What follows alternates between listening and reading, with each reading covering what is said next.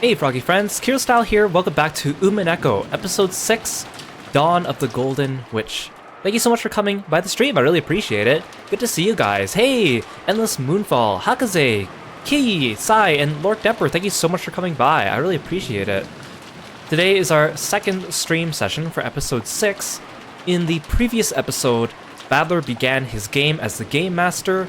He's set up the beginning of the scene. Erica's washed up on shore, so she is with the group already, and they're heading back to the guest house after the first kind of section of the family conference. There's also some other, like, subplots going on. There's someone trapped in a room somewhere. There's some arguments going on in the background. So we're still piecing things together, but the stage is almost set. Battler's also tried resurrecting Beatrice, and he sort of succeeded, but it seems that he resurrected like a younger Beatrice that doesn't seem to have her memories, and that Beatrice wants to be loyal to Battler, but she doesn't know what to do. But then she encountered an alternate version of herself that seems to be more of the witch side of herself. It's still a little bit confusing, I guess, if you're just being thrown into this, but hopefully things will start to come together as we go along. So we're gonna get going, and we'll just do a bunch of reading today. Back then I was, and I guess I still am, a bit of a klutz. I always forgot where I'd put things, or think I'd locked something up when I'd actually forgotten. I caused a lot of trouble. I remember how Aunt Nazi used to get mad at you all the time. But eventually Shannon managed to overcome all that forgetfulness. Oh, and how do you do that? It wasn't anything big, but I got into the habit of writing things down. I'd write down wherever I put something important.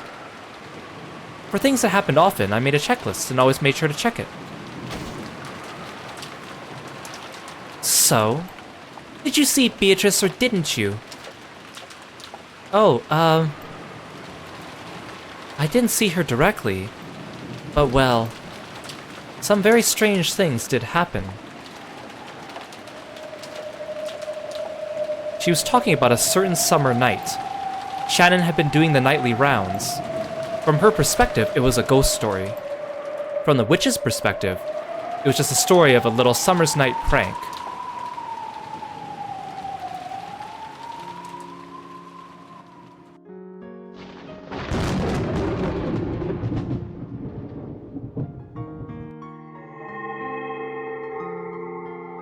Little sister, do you understand the anti-magic toxin that humans possess?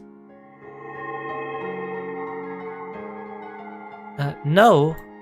What is it, One-sama? Well, the time of witches has long since passed. Those vile humans who claim to rule over everything came to deny our existence and possess a powerful toxin. Is that toxin harmful to us? It is extremely dangerous. If we are ever exposed to it, our forms would probably evaporate in an instant. However, one thing we do have in our favor is the fact that our existence is still extremely weak. Because of that, the toxin does not affect us greatly. At worst, it can only transform us into mist for a time. However, we'd rather avoid it if we can, right? Correct. Yes, I see that you are indeed me. You catch on quickly. The older sister appeared to be haughty at first, but perhaps because she was so happy to have met her double and little sister, she was more than willing to teach her anything she wanted to know. The first thing she taught was that they were witches. A different type of being than humans. Hey, Aja! Welcome to the stream! Thank you so much for following me and being a Froggy fan! Welcome, welcome! Vito had thought her inability to use magic meant she wasn't a witch. But apparently she was still a witch nonetheless. And she learned that witches like her were bound by various limitations, unlike humans. The greatest of those restrictions was the anti-magic toxin possessed by humans. So, in other words, we mustn't enter a human's field of vision. Correct. You could think of it as though human eyes radiate the toxin. they see you, it is the same as your body being burnt. And though the effect is weaker, being heard or sensed can also result in contact with the toxin. So, even just getting close to humans is dangerous to us. Wasn't Father a human? Why am I not burnt by Father's toxin? If we stock up magical power and have it acknowledged by humans, that toxin can be reduced drastically. In other words, by having our existence acknowledged by humans, we make them lose their toxin, making it possible for us to appear before them once more. I see. Simply put, as we are now, we can only exist when humans aren't around. We are still very lacking in magical power, which makes us inferior to even a stray cat hiding from humans in the shadows. The main goal of the older sister was to gain a large supply of magical power and be revived as a great witch strong enough to have no fear of the anti-magic toxin. For that purpose, she had wandered around the mansion night after night, striving to regain her magical power and reduce the anti-magic power of the humans. The powerful previous Beatrice, whom she had read about in Featherine's library, had appeared openly in front of humans and even toyed with them at will. According to her big sister, such a level of power was most impressive.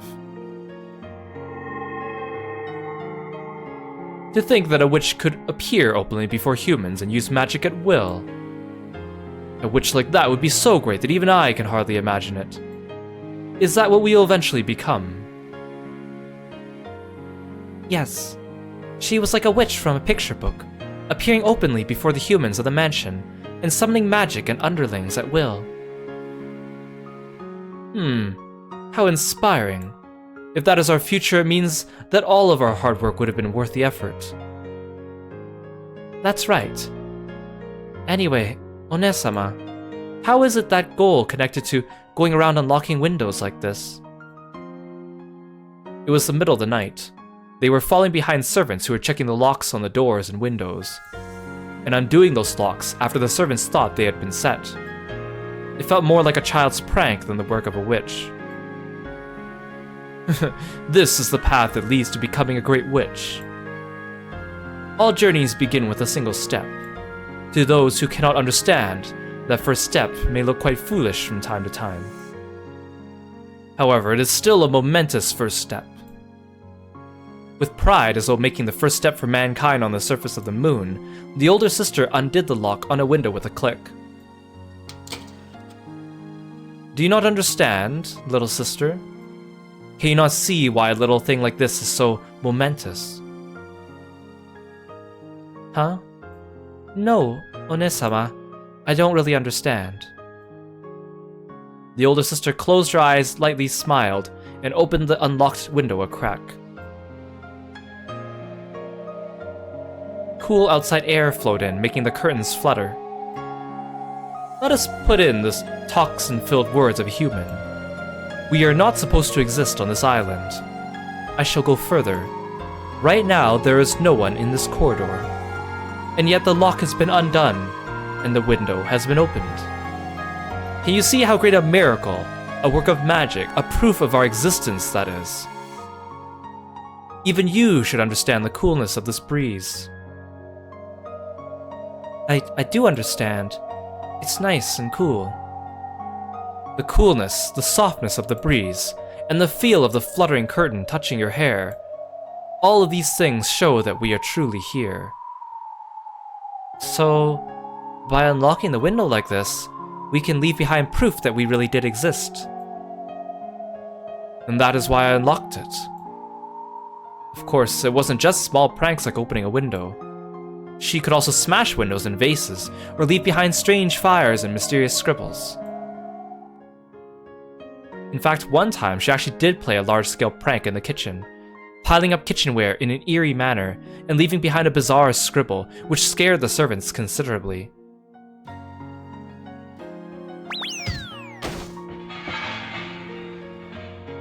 It was a complete success. She'd really managed to scare the servants, and had succeeded in making them acknowledge the existence of magic, weakening the anti-magic toxin. However, she usually chose to make her presence known by unlocking windows. The act of unlocking symbolized her release from the limitations imposed by the human's toxin. One day, we will become a single witch and rule over all of Rokkenjima.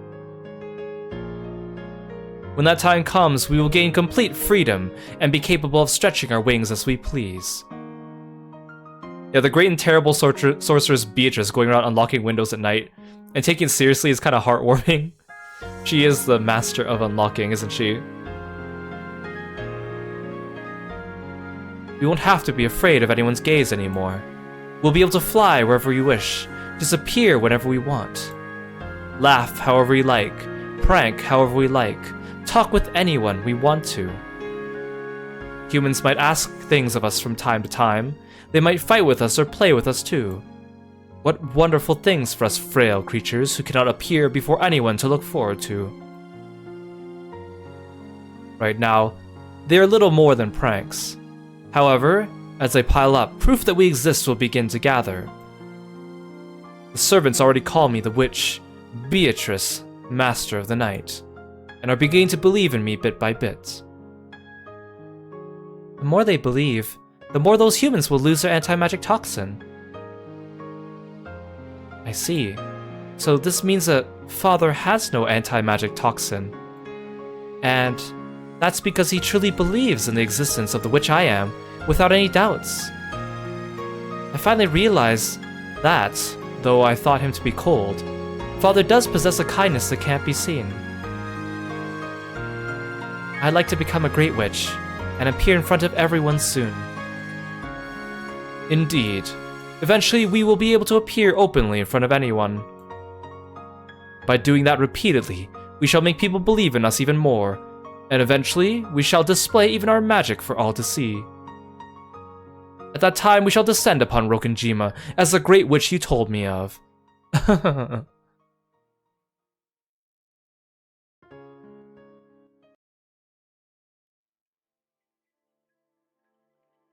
So again, remember, everything in Umineko is like a metaphor for something, so it's our job to try to figure out what they're trying to talk about. The logic of the witch side is quite interesting. It keeps me entertained. It does sound credible in a way. When humans are frightened to hear that they've entered a ghost hotspot, they're likely to start yelling, "Ghost! Ghost!" at the drop of a hat.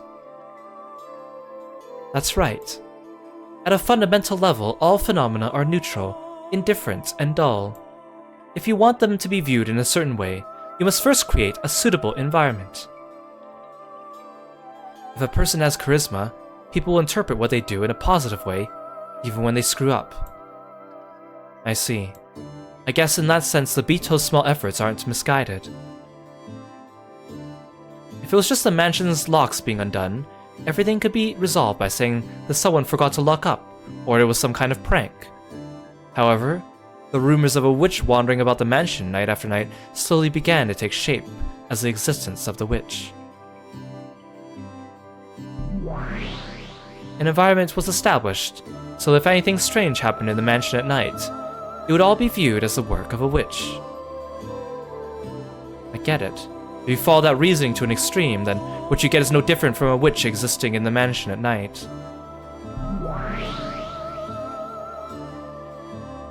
After the Beatles finished their mischief of unlocking and opening the window, they enjoyed the coolness of the wind and the brightness of the moon, then became gold butterflies and disappeared into the darkness.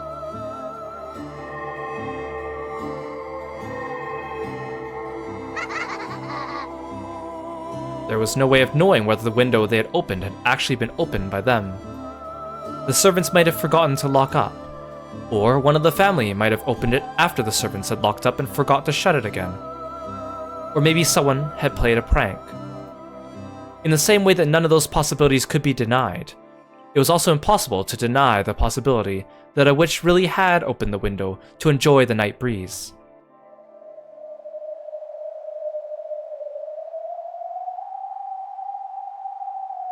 A result without an observer can possess an endless number of ways in which it might have occurred. Humans who can't grasp anything more than a single possibility are unable to imagine anything.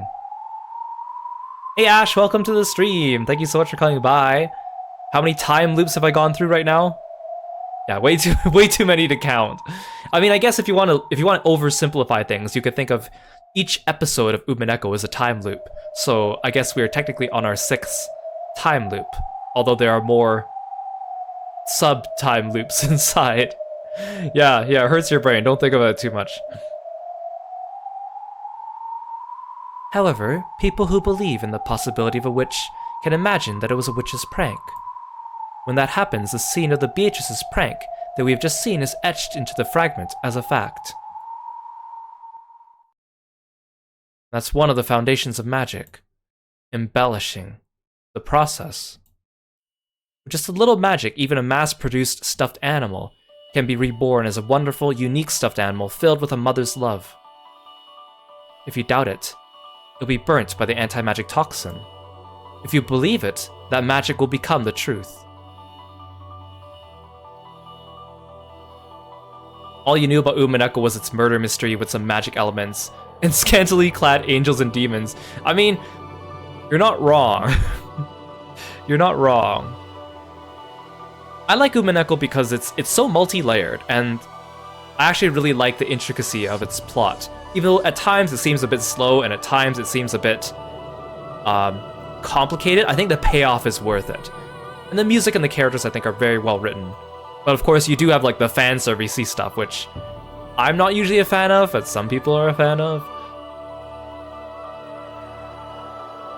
Not all magic is bad. Mario Nechan was right. Good magic exists too. It may be necessary for a child of man to possess the power to repel evil magic. However, refusing to burn away and defile love-filled magic is part of how love in the human world works. Well, good magic is the only kind I can forgive. For all other kinds, the best remedy is to deny them and burn them away. A typical answer for a child of man. Getting back to the point, knowing this much, I guess this means that the ghost Beatrice, who is called the ruler of Rokenjima's night, doesn't really exist. It's nothing more than a general term for any inexplicable occurrences that take place in the mansion after dark. In other words, Beatrice isn't the name of a person, it's the name of a phenomenon. If anything bizarre happens, it all becomes the work of the Golden Witch. That environment in which a witch could exist is what Beatrice is. That keeps building on itself until we reach 1986. This is the veil that the true culprit is hiding behind, and the person hiding behind it is without a doubt a human. Perhaps that holds true at this point in the witch's tale of the past. However, I doubt you could use that argument alone to fight all the way through 1986, don't you?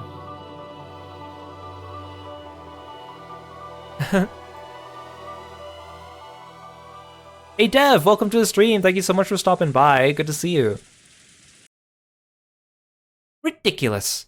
Wasn't that obviously because someone forgot to lock up? Well, you may say that, but this isn't just something that happened once or twice. In other words, you're a klutz, a fool, and a moron of a servant who forgot to check not just once or twice, but many times over. Shannon isn't the only one. That same window was always open, even when other servants did the rounds. Yeah, Mom even asked me if I ever left a window open in the hall at night. I had absolutely nothing to do with it, but she still got pissed. Sheesh.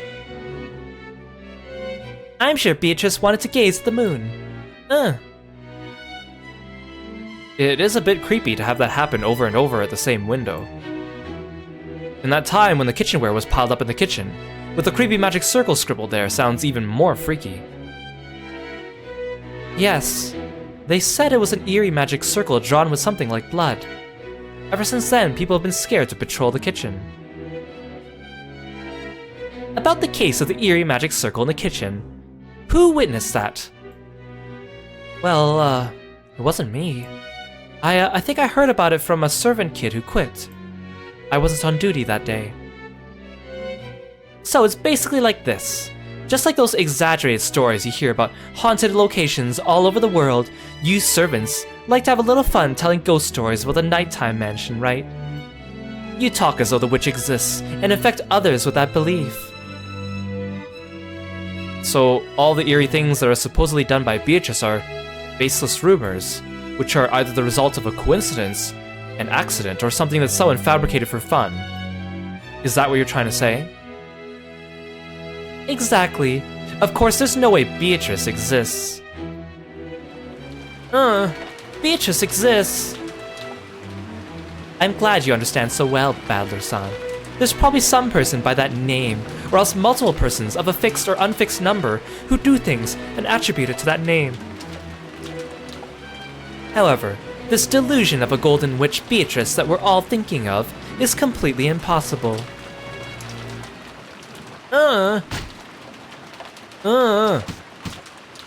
Beatrice exists. I've met her. Oh, could you tell me about that in detail? You met Beatrice? And did she show you some magic or something? I see her all the time. Every time I come to Rokenjima. And she always shows me fun magic. Denying the existence of the witch would always have the immediate effect of infuriating Maria. However, Erika, who didn't know this trick to avoiding Maria's fury, plunged into it head-on. All you gotta say is Battler needs some mental therapy after this whole ordeal. Oh, you bet he does. Oh, you bet he does. But no matter how much Maria tried to sell the idea of Beatrice's existence, she stood no chance of defeating the ruthlessly intelligent Erika in an argument. George and Jessica hurriedly tried to calm Maria down, but there could be no quelling her anger at this point. Good. So she showed you magic. Could you explain in detail what kind of magic? She would always use magic to give me candy as a present. Vito can create candy with magic. She just took it out of her pocket, didn't she? No, she didn't. It was magic. It was incredible. Tons of candies poured out of an empty cup. Wow, that's some awesome magic. That's right, that really would be magic. Yeah, it was magic. It really was empty. I checked inside it myself. Huh? What do you mean you checked inside it? Give it a rest, Erika-san. She's just a kid. Come to think of it, Erika-sama, would you like some more tea? Ah! No, thank you. I'm having a seriously intellectual discussion over here. You outsiders can stay out of this. You'll have to tell me in more detail, Maria-san. What do you mean when you say that you checked inside it? Fortunately, we have right here with us a teacup that's just been overturned and emptied. Come on, be my guest and reenact what happened then, okay? Let's see it if you would, let's see it. After holding the cup of black tea, which she had just overturned and was still dripping, upside down over the table, Erika slammed it down hard and slid it over to Maria. Erika's eyes glowed repulsively, like those of a snake about to snap up a frog. No, not the frog! Those eyes were ice cold and had a madness in them that made one want to avert their gaze. On the other hand, Maria was glaring furiously, her whole body shaking uncontrollably in the greatest expression of anger that a human could imagine. The look on her face was frightening, not at all what you expect from a 9-year-old girl. Stop it, both of you. Okay, Beatrice took the empty cup, and then she did this. She put it upside down on the table. Yeah, and then what? Did she lift it up right away and candies float out? Incredible, that really would be magic, right? It would be. Battler and the others tried to get between the two and calm them down, but it was no use. They violently pushed aside the others, and glaring at each other from so close that their foreheads banged together, they repeatedly slammed the upside-down cup on the table. The sound of their foreheads banging together and the cup being slapped down shattered the barrier between reality and illusion. Yeah, Maria, Beatrice did this and then just punches Erika in the face. I wish.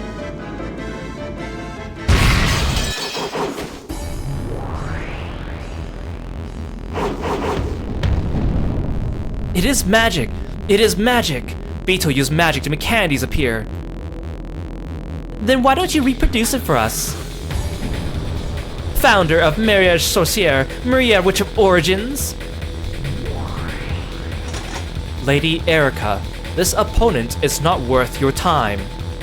This battle is not worth fighting. Shut up, murder doll. Okay, how do you claim the overturned cup was filled with candies? Just turning the cup over won't make candies come out, because you have to use magic. Vito can use magic because she's a witch.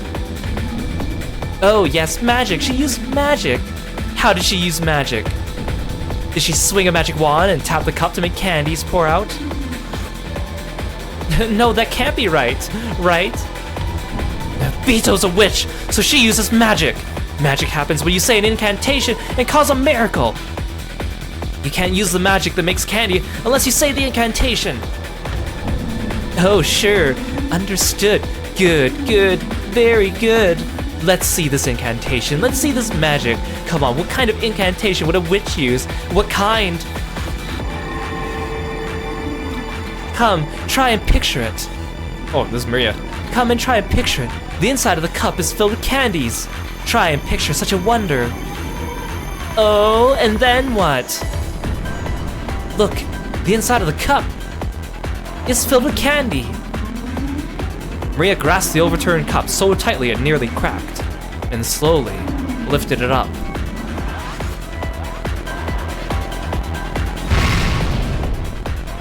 Then from the inside, several cute candies poured out. Maria looked at Erica with a full smile as if to say, that showed you. Good. And this is what you like to call Beatrice's magic, is it?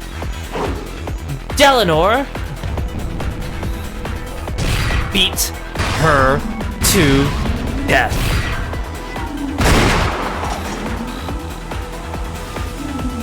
As you wish. I won't let anyone deny Vito's magic, because magic is magic. Magic is impossible. You might be telling a lie about something that never happened.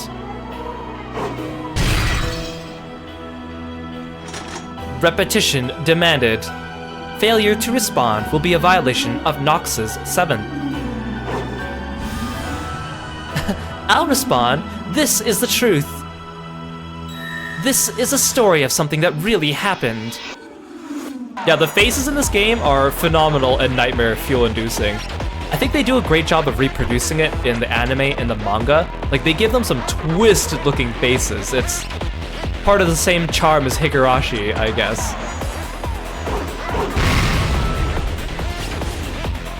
This wouldn't have anything to do with a trick in the actual cup or table, making this just a sleight of hand, right? That would be against the rules, wouldn't it? Hidden devices and tricks are in violation of Nox's 3rd. However, if and only if foreshadowing has been presented, these are permitted by Nox's 8th. You want Kiro to have an Umineko facial routine? I don't know how that would look. I mean, I do have a... Which one is it? I forgot what button I set it to. This one? No, that's sleeveless. This one? No. I have this one. I guess I guess I don't really think this is what you're looking for. I guess I could also be angry.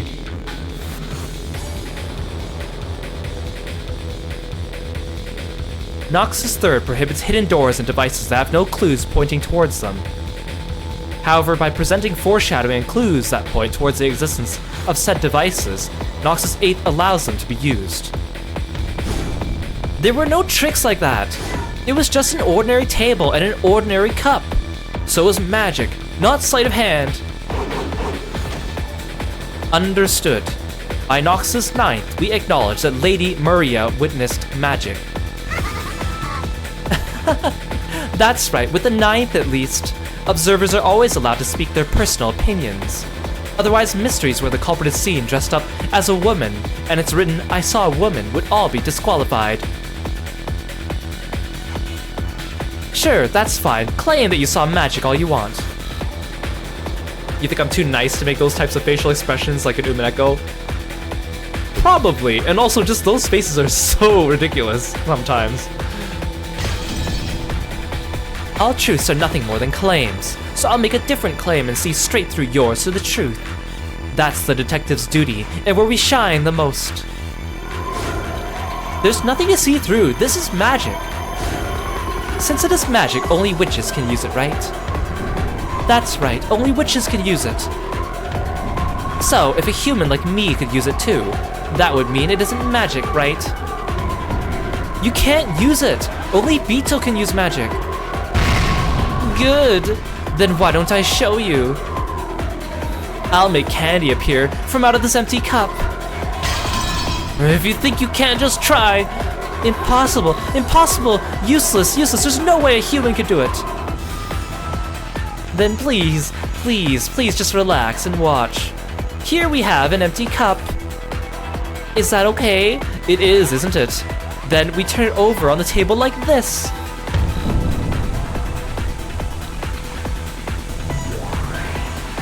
Let it be known that this fight has no purpose.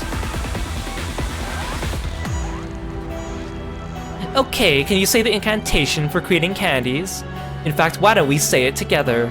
Come, try and picture it. The inside of the cup is filled with candy. Try and picture such a wonder. Stop! Maria-san, why'd you close your eyes when you said the incantation? Oh, so this is Erika. Stop, Maria-san! Why did you close your eyes when you said the incantation? Why not witness the miracle of magic? Humans are polluted by anti-magic toxin. If a lowly human saw it, the miracle of magic will be wiped out of existence. That's why the rules say that lowly humans have to close their eyes when using magic. I see, I see. Okay, I understand the protocol for humans to follow when magic's being used. In other words, not once have you ever witnessed the moment when magic happened, isn't that right? Look, it's done now. Please try and lift up the cup, okay? After all, I've used magic to make candies appear. There's no way someone who makes fun of witches can use candy magic. Then if it actually does work, it'd be pretty amazing, huh? After glaring at Erika with the utmost of malice, Maria slowly stretched her hand out towards the overturned cup. There was no way that Erika, someone who made fun of witches like this, could ever use magic. There was no way that there'd be candy there. So, how's it look inside? Ah! And there lay a single candy with a cute wrapper. See? This is magic, right? Erika smiled gently. A look of disbelieving shock rose to Maria's eyes, along with envy for this person who could use the same magic as Bito. Erika, you can use magic too? See, it's magic, isn't it? What I did there. Yeah! So in other words, Erika smiled pleasantly. She and Maria had finally reached a deep understanding. Of course it isn't! Well, you had your eyes closed. I just lifted the cup up and tossed a candy in. You call that magic? It's just third-rate trick. There's my blue truth as the detective. Now, as the witch of truth, here's my red truth. Your so-called kanji magic is nothing more than a sleight of hand. Just a sleight of hand that the fake witch calling herself Beatrice or whatever claimed was magic. I mean, seriously, did you really get fooled by such a stupid parlor trick? Any magic related, by your perspective, can't be trusted at all. Everything you ever thought was magic was just a trick that you didn't get. There's no way that was magic. There's no way magic exists.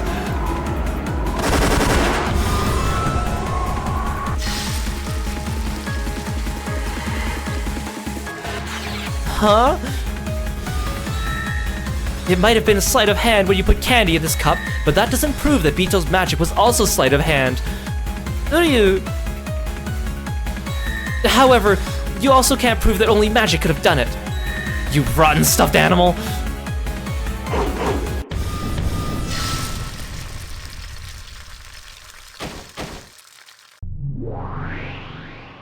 Please allow me to speak.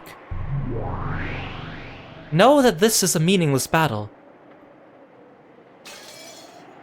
You goddamn scraps of paper! Why'd you have to butt in at the good part? That is enough. Lady Maria has been shown that the candy cup magic could possibly be a trick that she misunderstood to be magic. Therefore, her claim that it was magic is dismissed. However, it might really have been magic when Maria saw it. Just because it could be done by sleight of hand doesn't disprove magic. Yeah, look, the best boy's back. Sakataro's back. Well done, Lady Erica. Congratulations on crushing Lady Maria's illusion of the witch. An illusion of the witch occurs when someone tries to force the acknowledgement of magic by claiming that a thing would be impossible without it. It's how witches launch an attack. If someone's able to successfully argue back and show that it would be possible without magic, the illusion of the witch is defeated, and the witch must retreat. The magic Maria claimed to have seen could have been a trick, so it was unqualified to be acknowledged as magic. However, that was only the result of this battle. It was still too early to bring the fight into the domain of denying Beatrice, the witch and the magic that Maria believed in. However, battles always end instantly when your opponent surrenders. Erica had wanted to hit Maria with everything at once, defiling the witch and magic she believed in, and crushing it without a fragment of compassion. Just one more step and I've been able to take a heart as innocent as the smooth sand just after a wave is pulled back and tear it to bits. What a shame. This isn't any fun anymore. Are you satisfied now? Ow! Erica grumpily punched Delanor's arm that had been restraining her. However, that cold, hard, marble-like arm just made Erica's hand hurt. Diplomatic immunity. This battle is over. Allow me to speak. Diplomatic immunity accepted. Know that this fight is childish. Did you say something? She did not. Let us withdraw. Lady Maria is no enemy of yours, Lady Erica. There is no need to pay any attention to a small fry such as this. You're right. How childish of me, tearing a kid's dreams apart. I'm really sorry, okay? I apologize for my momentary lack of elegance. Let's go. Erica and the others turned their backs on Maria, who was still crouching down limply. However, as detectives in famous mysteries always done in the past, Erica clapped her hands, stopped, and turned around. Oh, that's right. What do you think? Simply by the existence of the overturned cup, this level of reasoning was possible for Furuto Erica. What do you think, everyone? Erica's merciless words gouged themselves into Maria's heart once more.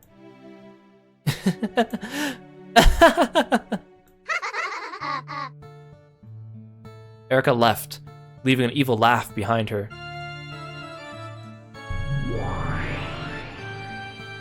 After bowing to Maria and Sakataro, Delanor left too. Gertrude and Cornelia followed suit. After that, only Maria and Sakataro were left in the lonely Golden Land.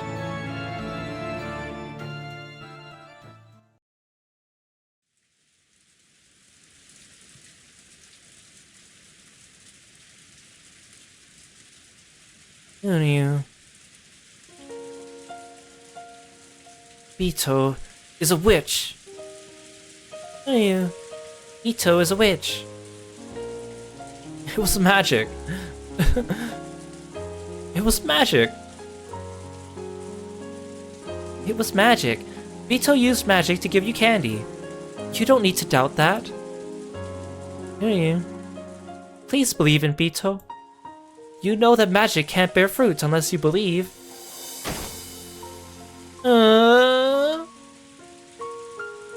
Surrounded by ice-cold drizzle, that it started falling at some point. Maria cried quietly. Trying to at least protect her from the rain, Sakataro used his large sleeves to cover Maria's head and stayed there by her side.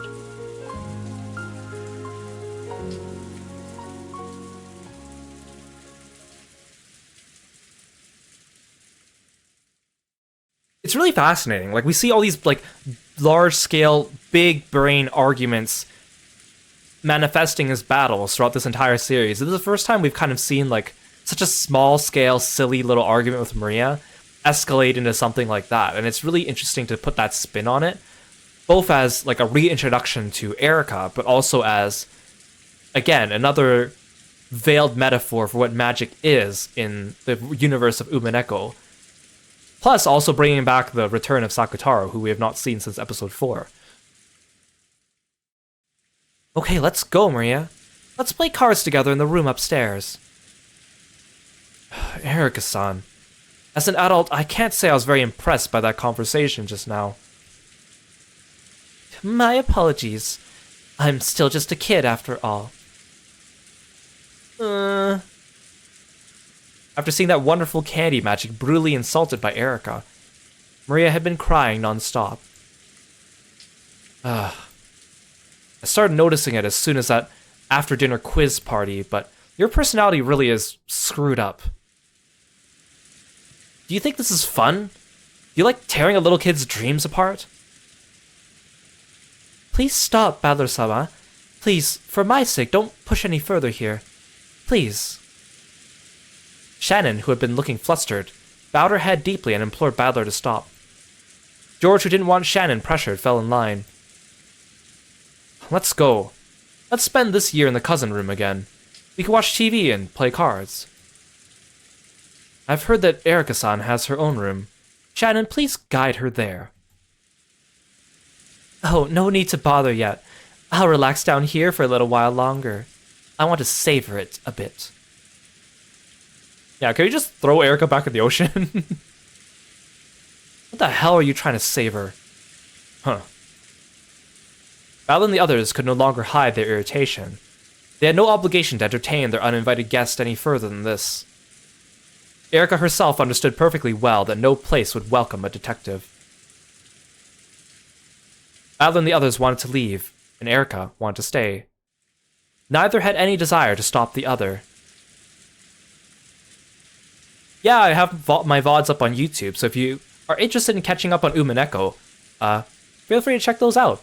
It is a very long series, though, so if you want a shortcut, you could always try watching the Umineko anime, which covers the visual novel episodes 1 to 4, and then pick up with the visual novel at episode 5. That's a bit shorter. Again, you know, diehard Umineko fans will disagree with me and tell me anime sucks, but I think it's a good Cliff's Note.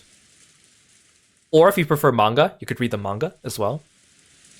Or you can get the game yourself and speed read it, because reading is always faster than listening to me read it out loud. But thank you. I'm glad you have you're getting an interest in Umineko. Oh, you know the anime. You're just interested in the visual novel. Yeah, good. The anime covers the first half of the visual novel, but it's like abbreviated. They cut out a lot of the extra details to make it more digestible and fit into 25 or 26 TV episodes, while the visual novel is like the full thing. It's really long, but it's fascinating. It's fascinating. Oh, good, you're on summer vacation, so you can watch it on your TV. Good. Think of it like an audiobook or something, but the visual novel really is something special, I think. But, again, it is very long. I think that's my main drawback. There's some sections that feel like the exposition's a little too long, but it's all very important still for the overarching ideas. And like episodes 5, 6, 7, and 8 are the best parts, but you won't really understand them unless you have the basis from episodes 1, 2, 3, and 4. Jessica urged Maria, who was still crying, to come along. Then Maria stopped and spun around. Got a problem?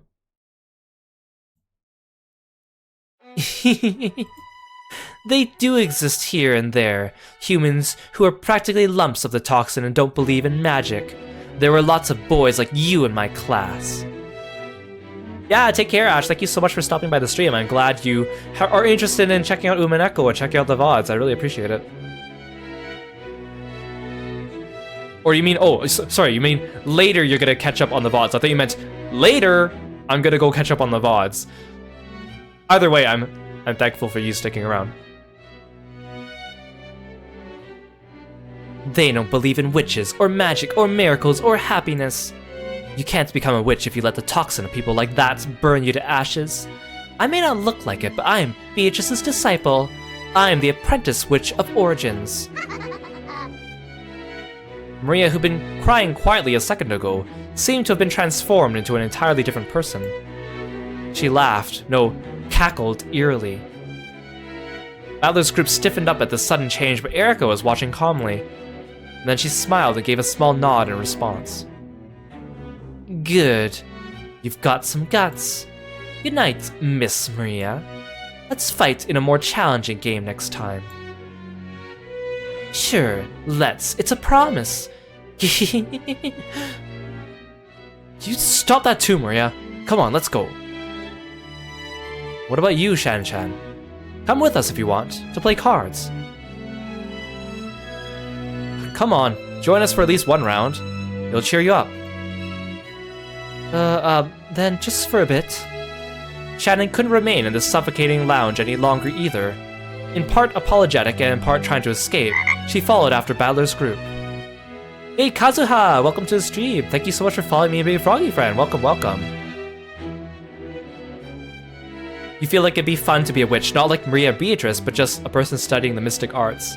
Yeah, that'd be pretty interesting. I mean, the whole theme of Umineko is like the way they define magic is very specific, but it's also fascinating in that it somehow fits with like a real world application of this so-called unbelievable magic. It's really interesting, I think. But we all know, but I mean, magic is also kind of a metaphor in the Umineko universe. What it's a metaphor for exactly, we are still piecing together. It's fascinating, it's fascinating. After that, Erica was the only one left in the lounge. Still wearing a thin smile, she tapped the glass with her finger. There was a light chink, a surprisingly boring sound. Even so, Erica wore a thin smile as though pleased.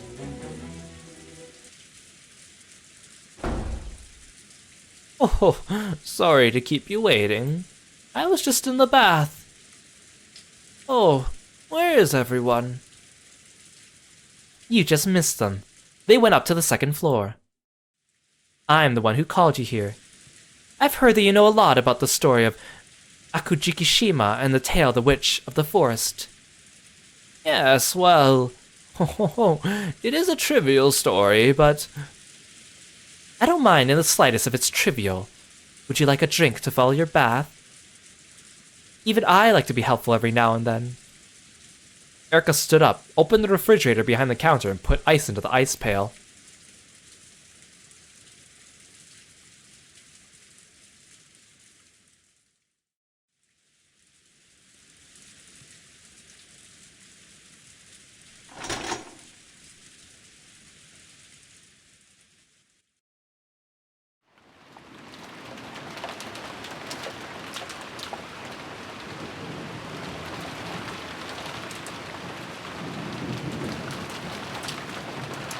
Erica-chan, huh? She's an odd kid. Somehow I just can't seem to get along well with the young kids these days. You're still pretty young yourself, George-san. I guess it's because I've always been the oldest of the cousins. It's always made me feel like I'm not one of the young ones anymore.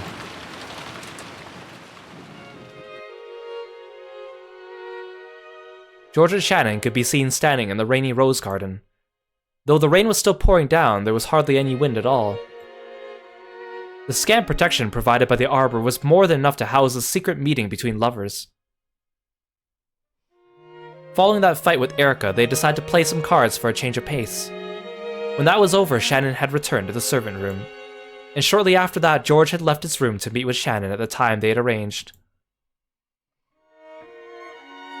I think kids around Erica-san's age have a hard time getting along with themselves, more so than any other age. Yeah, that's true. Around that time, most kids are so determined to free themselves from the shell of childhood that they lash out in all directions with their beaks. When they do break out, they'll finally be free to stretch their wings and fly high. I was like that too. My old self, still trapped inside that shell, was a weak, deplorable person who I couldn't really respect. That's not true. No, it's okay. I realize it myself. Back then, I might have been the oldest of the cousins, but I was still a lazy, hopeless person. And it wasn't just with the cousins. At home, at school, I was like that everywhere. I hated being like that. I want to break that shell and become a splendid adult like mother and father. But in the end, you did break out of that shell, George-sama. Every time I've met you these past few years, you've grown beyond recognition. Thank you. Did something cause you to make up your mind? To break out of my shell? Yes. I can't imagine that you grew so rapidly, like a butterfly breaking out of its cocoon, by just wandering around aimlessly. I thought there might have been some turning point that made you become so determined. I fell in love with you, and grew thanks to the power of love, is what I've told you so far. But the truth is, the turning point was a much more negative emotion. No way. It's hard to believe that someone who's always as bright and cheerful as you could have negative emotions. Well, my parents brought me up to treat women with care, and I thought that I'd managed to live my life that way. Yes, I think you're a wonderful, real gentleman. But I'm not, actually. Huh? I don't know how to interact with the opposite sex. I deified them excessively, and though I always behaved in a gentlemanly manner, ladies' first kind of way, I was probably outright afraid of interacting with girls. Of course, George had wanted to be around girls as much as any healthy boy might. However, he didn't know how to interact with them. He wanted to act like a gentleman to avoid being disliked by them, treating them with care. Of those feelings, only the words, "treat women with care," took precedence, blossoming into a subconscious fear of women. You might call a man like that gentlemanly or a late bloomer. Ridiculous. I was just a coward. Because of that, I started to wonder why I couldn't get a girlfriend if I was so gentlemanly, and I eventually came to the conclusion that all women in the world had no taste, and started to hate all of them, selfishly. That's what a truly pathetic man looks like. How many years ago was it when I noticed? Probably when I was in middle school. At the time, I assumed I was obviously the most gentlemanly of the cousins, so I would obviously be popular with women.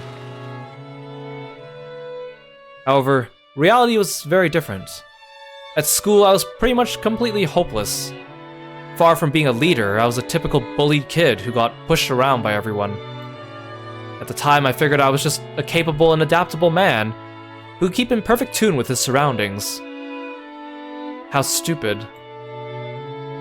Sure, I might have gained some measure of trust from girls. However, not only was there no one who would become my girlfriend, there weren't even any girls I would call friends. Hey Yule, welcome to the stream! Thank you so much for coming by. Of course, I was a man who always stepped back for the sake of ladies first. Who would ever want to follow behind such a negative, unmotivated man?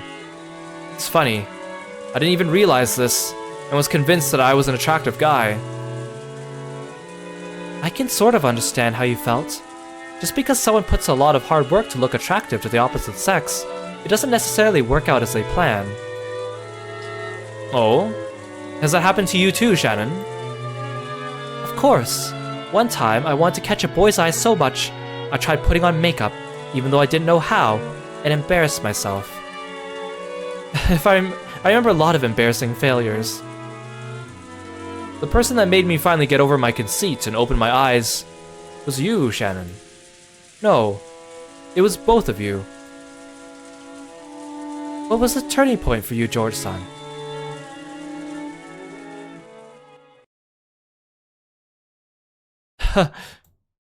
Envy, probably. That's unexpected, but envy over what?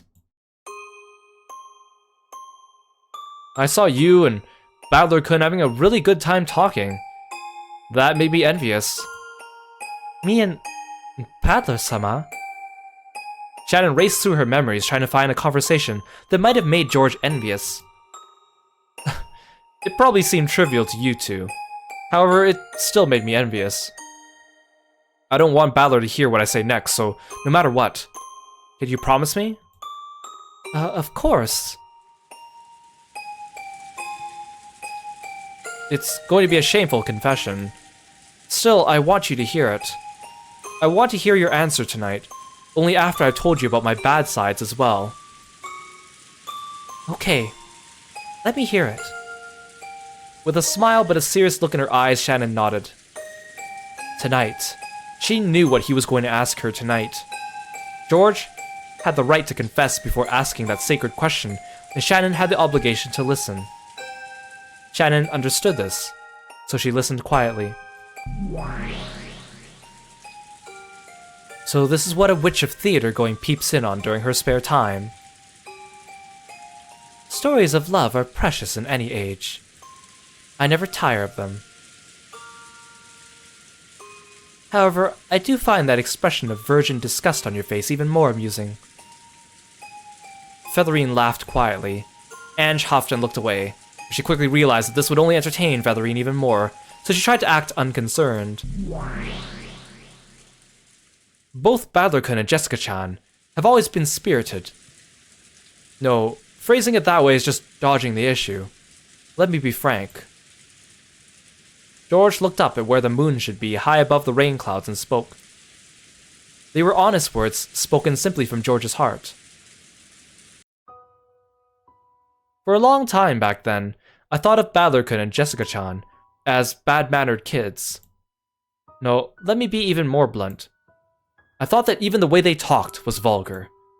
It's true. I don't mind if you hold me in contempt for that. I don't. People are allowed to think anything they want inside their hearts. In fact, I think you are all the more commendable for not letting it show on the outside. Thanks. I secretly looked down on those two. I was so conceited, I truly thought I was just overflowing with gentlemanly charm compared to them. I was at that age where having a girlfriend felt like a necessary condition for becoming a real man. I truly believed that no girl could fail to admire a gentleman who treated girls as well as I did. So I really did assume that girls I knew were attracted to me. I thought that Badler-kun and Jessica-chan, who always joked around and spoke in a rude, vulgar fashion, would never be able to get a boyfriend or a girlfriend. I might have used that argument to distract myself when I still couldn't get one myself. I was a fool. They weren't inferior to me at all. I was the inferior one, with my deification of the opposite sex and my fear, which I hid under the guise of ladies first. That's been Badler's and Jessica's personality from the beginning. True, they were rude, and one couldn't have called them gentlemanly or ladylike. However, they did have the power to interact without worrying about gender. In fact, you might even call that their charm. I sort of understand. People like Oni-chan and Jessica One-chan can get along with anyone, whether that person's a boy or a girl. I hate to bring it up because of George Oni-chan, but I find people who act too overtly like a gentleman a bit creepy. It's like they're virgins trying too hard or whatever.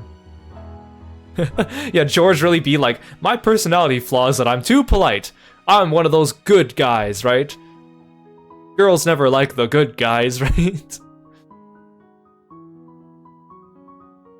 When dealing with strangers, people prefer for them to be harmless and boring. However, they only appreciate these qualities because such a person doesn't get in the way. No human will want to hang around with a boring person all the time. Of course, no idiot will want to be friends with an unmoving, unspeaking telephone pole. However, unmoving and unspeaking is exactly what you want from a telephone pole. That's it. It seems as though George finally discovered that he wouldn't be viewed as an attractive man no matter how superior he was, and that he had been treated like a telephone pole the whole time.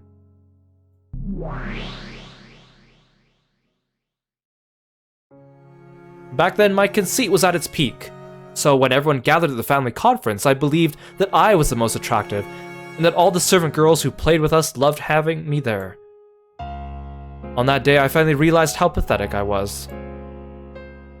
Did I say something inconsiderate then? No, it's the opposite. You didn't say anything at all. My conceited delusion that I was the only one ever reflected in your eyes was crushed. Just when did it start? No, it must have started long before then. I only failed to notice because my eyes were clouded with conceit. One day I suddenly realized it. All of you were getting along with Battler-kun and Jessica-chan far better than with me. Playing around and having a good time. Yes, those two who are looked down upon so much were radiating far more charm than I was. You really looked like you were enjoying yourself that day. The look on your face was far brighter than any you have ever showed me. Sickening, isn't it? I just assumed that you liked me and even had some childish fantasy that we might end up dating. I one-sidedly felt as though my girlfriend had been stolen from me and let myself feel hurt. I was such a pathetic man. That's when I finally realized how foolish I'd been. George-sama. What have you missed? Well, Erica had a fight with Maria.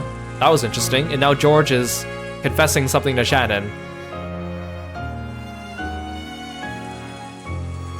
After that stuff happened and Battler-kun stopped coming to the family conferences, but I heard from him from time to time from Uncle Rudolph. He's a pretty funny guy. Even though he got in fights with Battler-kun all the time, he always paid close attention to what his son was up to. That's true. He spoke to me about it as well. I think even Asuma-sama was exasperated by it. She thought all his popularity with the girls at school and the unceasing trouble this caused might have been because of Rudolph-sama's blood. And Jessica-chan too. I hear she built up a huge number of friends, both boys and girls, and she was always right in the middle of things. When I talked with her myself, I could see that this was no exaggeration. This proved that the two I looked down upon were much more attractive human beings than I was. At first I tried to imitate those two. It was pretty ridiculous. I thought that by joking around and speaking rudely I could get that same charm they had. You did that?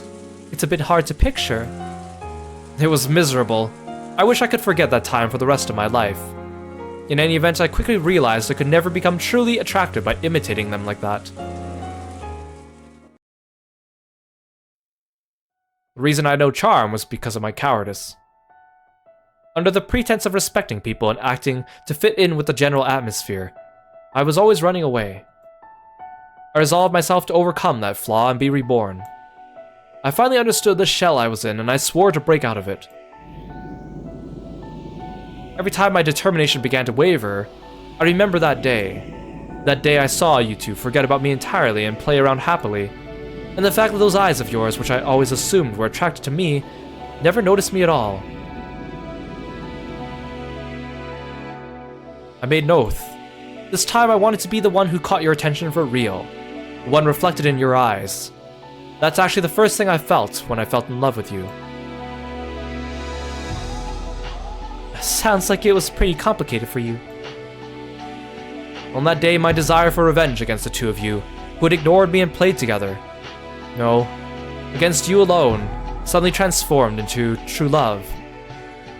However, I swear this to God, even though that was the reason I first started to take you seriously, there are no lies in the way I feel about you now. I swear to love you for all my life. I will not lie about that for anyone or anything. And I am prepared to take you as my wife, even if it means having the entire world as my enemy. George-san. That's the confession I want to make to you beforehand. Before now, I've called you my first love. Love at first sight. That was a lie. It was only my selfish, twisted... That doesn't matter. Shannon smiled, but she spoke forcefully enough to cut through George's words. Is there some rule saying people can't get together just because they weren't each other's first love? Is it betrayal to forget the first person you fell in love with? Love isn't that simple. Well, it might be simple. After all, love is easy. At all times, whatever you feel now, only the honest feelings you feel now could tell you the right answer. So things of the past or how our relationship started aren't important at all. Then, confessing to all that was wrong of me? No. I'm a bit glad to learn that even George-san, who's always perfect at everything, has a human side to him. And I'm kinda glad I'm the only person you've told this to. Thank you. I was only able to become who I am because of you. Me too. I am as I am because of you, George-san. So please tell me without holding back. What kind of husband and wife will we be? And what kind of future will we build together? When I have you as my wife, I will become an even more accomplished businessman than my father. And after several challenges and adventures, I hope to find the limits of my potential. I want to reach that peak together with you. The view from there will be something no one can show you but me. It sounds fun. I'll be with you wherever you go. Of course, it won't only be an adventure as a businessman. I'd like to create many things that only a couple can make. And what could that be? Let's have some kids. Yes, my husband. I'd like 3 of them at least. At least 1 boy and 1 girl.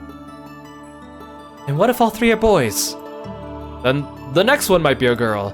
We could have a 4th one. It doesn't matter how many. Let's enjoy the adventure of bringing them together. And when those children eventually leave their nests, they'll make us some grandchildren. Before we know it, we'll reach a boisterous old age surrounded by a whole crowd of kids and grandchildren. It sounds like fun. I wonder, what kind of a grandpa you'll be? And I wonder what kind of a grandma you'll be. However, I will always keep loving you. And when we eventually pass away surrounded by a vast family, our lives will stretch behind us unmatched by anyone else's. George didn't just talk about his love of the present. He swore to love her soul until the final moment when the lid of their coffins would be shut.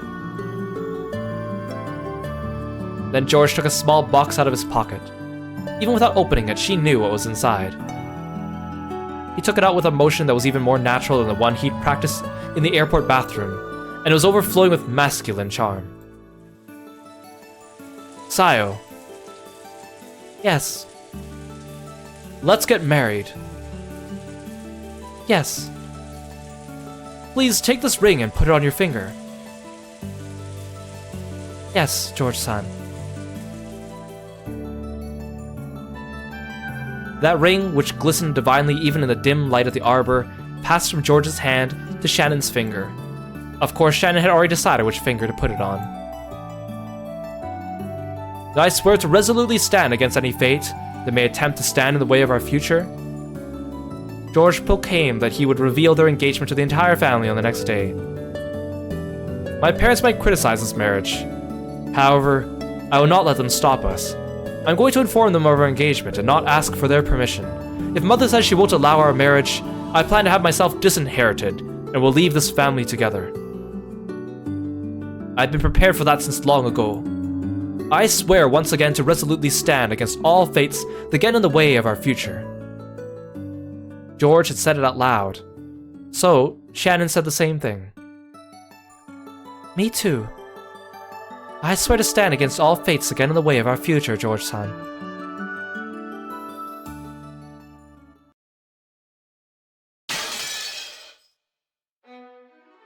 Of course, Erica ruins the mood. I think that's a really interesting conversation, though. It's a very frank confession from George, saying that he used to look down on other people like Badler and Jessica, and then kind of... that was also a form of like envy and how he got over that. I think that's a very common emotion for people that is not often put into words. Of course, he and Shannon are sweet. And I know he's probably just like half joking about the whole like, let's have a giant family, let's just keep having kids. But like, George, it's a little problematic, especially when you're not the one who's going to be bearing them. Think of Shannon, come on. You're lucky that she was agreeable to that. But they're still sweet. Badler-san, when will the crime start? I've just about had it with this love show. Be quiet and watch. Sure, fine. I'd hate to yawn and let some spectacular bit of foreshadowing slip by. Do you have no love? Are there any mystery novels that accept love as proof? No, there aren't. Erica laughed coldly and stared down at the two on the game board. Adler watched her quietly. Erica thought she felt a touch of pity in his gaze, and she averted her eyes uncomfortably. I do understand, more or less. Love can at least become a motive for murder. I can interpret this scene beneath the arbor to represent a possible motive for the crime if their engagement is somehow impeded. Then again, no matter how much people talk of love with words that aren't read, it's all just an illusion. That's sad. So you can never love a human without proof given to you by a witch. Please put an end to this frivolous love talk. I'm your enemy, not a friend to whom you could talk about love just for the hell of it. I can't understand you at all right now. What on earth did you figure out? Weren't you and Bito always insulting and trying to kill each other? What kind of truth could you have reached to make you change your emotions regarding her? Please don't tell me that feelings of true love have sprouted for your murderous rivalry, or anything like that, okay? Lady Erica, let us have him continue the game's progression. Boring love scenes such as this are best finished quickly. Ah, you've got a point there. Sorry for butting in. Come on, let's move on.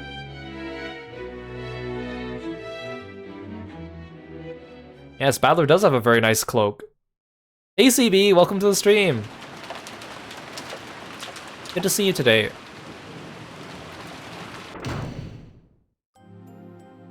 It's Shannon. I've come back. Indeed. The log for today has not yet been filled out. Yes. I'll do that right away. Kanen-kun, thanks for keeping an eye out while I was gone. That was a pretty long break. Kanen had already noticed. There was a silvery glint coming from the ring finger on Shannon's left hand. Then I will retire. Please do not hesitate to wake me if anything occurs. Good night, Genji-sama. Genji disappeared off to the waiting room. After that, only Shannon and Kanen remained. Thanks for giving me some time. I'll stay here for the rest, so you can go to sleep now.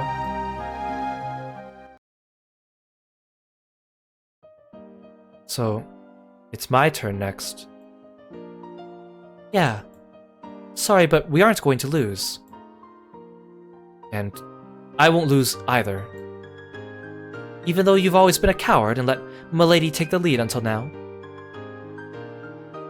Wasn't it you who taught me, Ne-san?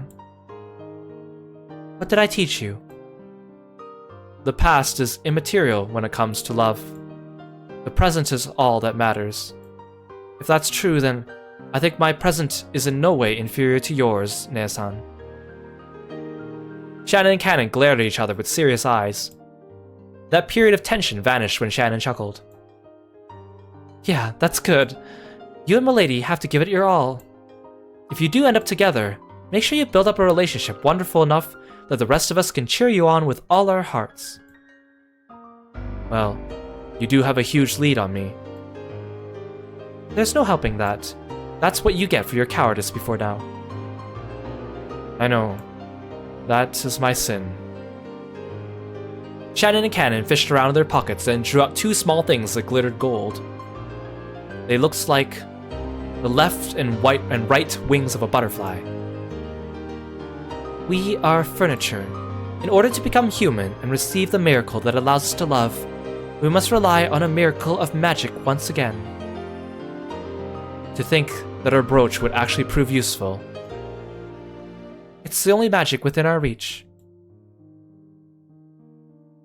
It was the golden butterfly brooch, which Beatrice had once given to Shannon in hopes of creating love between her and George. That was way back in episode 2. That was a long time ago. Shannon then gave it to Kanen, but he let his emotions get a hold of him and crushed it to pieces. So when the two wings they held were brought together, it would regain the form of a beautiful butterfly. Then, I'll be back soon. After all, They have asked me to play cards with them. Aw, look at Canon smile. Yeah. Good luck. I'm sure Milady will be happy. It's a bit embarrassing. Enjoy that feeling. Canon left the servant room. He went to go see Jessica and tell her what he had determined to do. Shannon quietly watched him go. The fragment of the brooch and the engagement ring let off a gold and silver glint.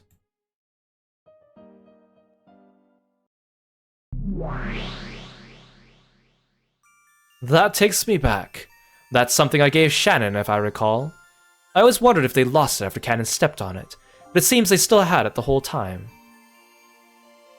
That's the gold butterfly brooch, isn't it? I read about the magical brooch that can save a love relationship in Featherine-san's book. That had been the first time that Beatrice, Witch of the Forest, had interacted with a human, and given them her power. Bit by bit, she had transformed from a mere ghost to the ruler of the mansion at night. And by making the servants believe in her, she had wiped away the anti-magic power. And then, it eventually became possible for her to appear openly in front of Shannon, whose magic resistance had grown particularly low, and who had begun to believe in the existence of Beatrice. Hey Aramon, welcome to the stream, thank you so much for stopping by, good to see you. To Bito, who had been unable to interact with anyone for many years, this conversation with Shannon must have been especially fun. That's why I generously gave her the butterfly brooch. I was in quite a good mood. It is no common thing for a heartless witch such as myself to be so gracious. But it's wonderful. You brought a pair of future lovers together. And of course, I did not do it to pamper them. It was in exchange for smashing that hateful spirit mirror that had repressed my magical powers. Thanks to that, I was able to regain much of my power all in one go.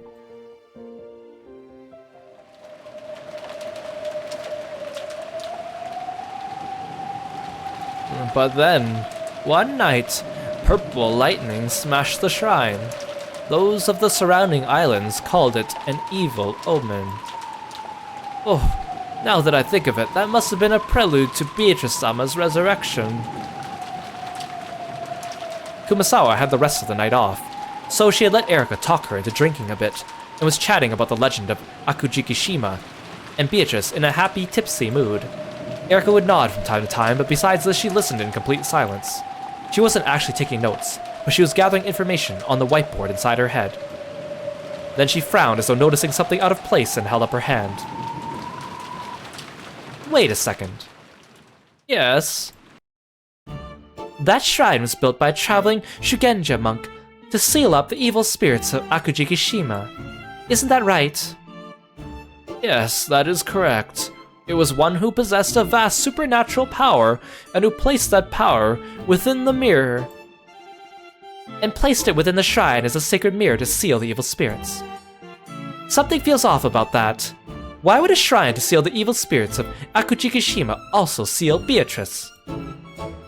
Well, that's because of the sacred mirror's spiritual power. I see.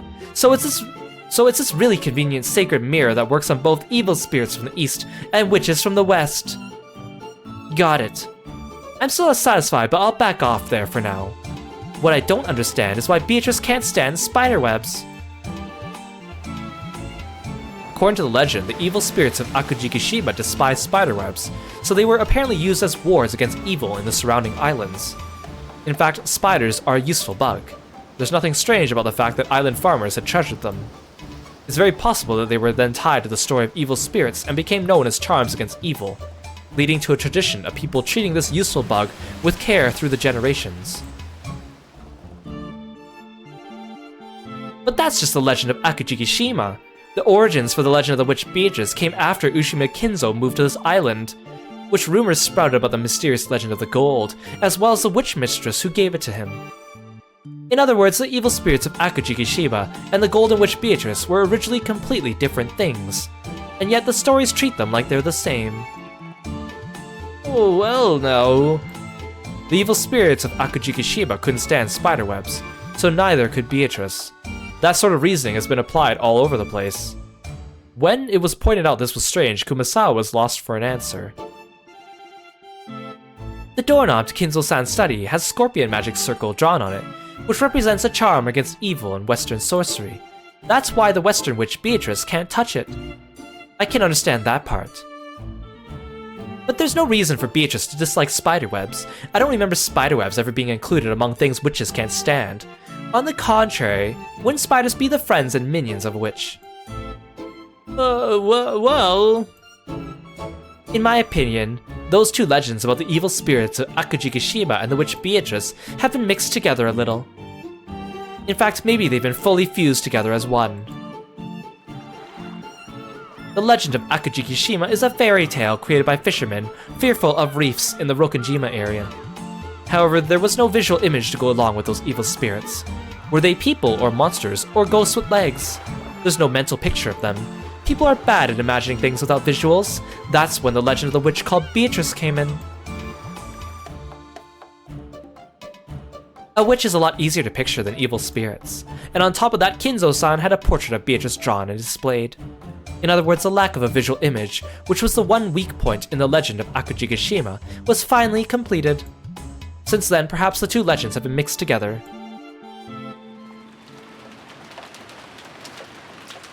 Oh, well, I wonder.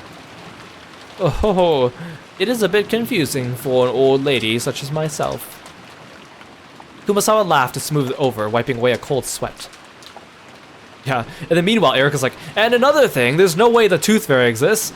But what about Santa Claus? No way those would ever work in real life. Take that, Kumasawa, checkmate. She might have seemed confused, but she actually did understand what Erika was saying. In truth, she had been vaguely aware of how the legend of Akujigashima, which had been around before Ushime Kinzo had come to Rokonjima, and the legend of the Golden Witch, the story of the woman who had given Kinzo a vast quantity of gold, had been transformed. She didn't want to acknowledge it, but she knew. The setting where Beatrice hated the spirit mirror and the spiderwebs. This had been based on the ancient legend of Akujigashima. The evil spirits part of the legend had just been replaced by the witch of the portrait. So, if there really was someone claiming to be the Golden Witch Beatrice, I'd really like to ask her whether she actually does hate spiderwebs or not. What happens when she touches them? It is said that witches and their minions receive burns when they touch spiderwebs. So that is probably what would happen, I suppose. Huh, that's not bad. A splendid witch trial. If the spiderweb touches her and she gets burned, then she's an evil spirit, not a witch. And if nothing happens, then it proves she's just a human. Also, it's so weird, like, Erika is obviously being the antagonist here by trying to disprove witches, but she's also, like, literally working for Bern Castell, who is a witch, and created her. In, like, the meta-universe, but she's trying to disprove witches in, like, the real universe. In other words, whether she's burned or not, it will prove that the Golden Witch doesn't exist. The legend of the witch is nothing more than the legend of Akujigashima, reboiled with a new face on it. Well... Simply by the existence of the legend itself, this level of reasoning is possible for Furuto Erika. What do you think, everyone? Though only the two of them were in the lounge, Erika faced in the direction an invisible audience would have been, and shrugged. And, just as Erika imagined, the targets of her comments actually were there, listening in. Spiderwebs? They burn if you touch them. When Bito the Elder snapped her fingers, a graceful silver spider slipped down from the ceiling, hanging by a transparent thread.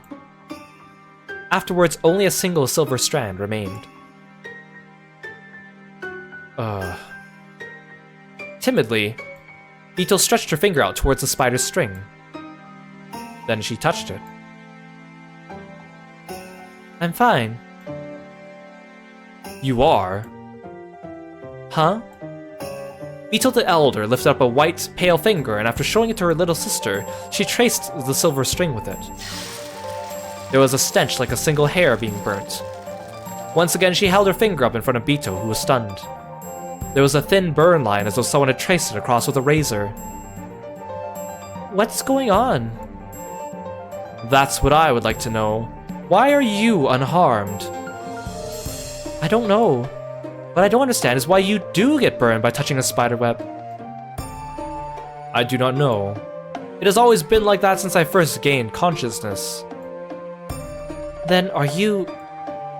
Ito hesitated. However, her question was clear. No, I am not one of the evil spirits of Akujigashima. I am Beatrice, ruler of Rokajima's night. Even I do not know why I have the same weakness as this island's evil spirits of old. Are spiderwebs the only things you can't handle?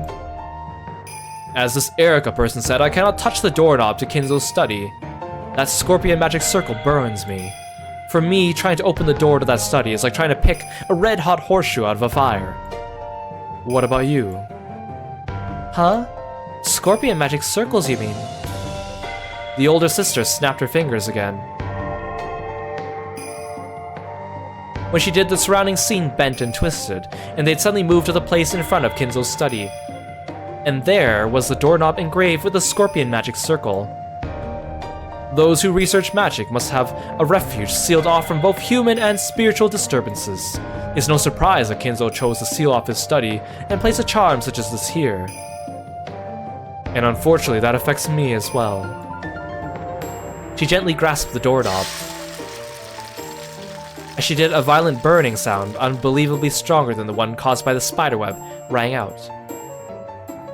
Honesama, are you okay? Your hand! Ah! Her hand had been horribly burnt, but Bito couldn't help but avert her eyes.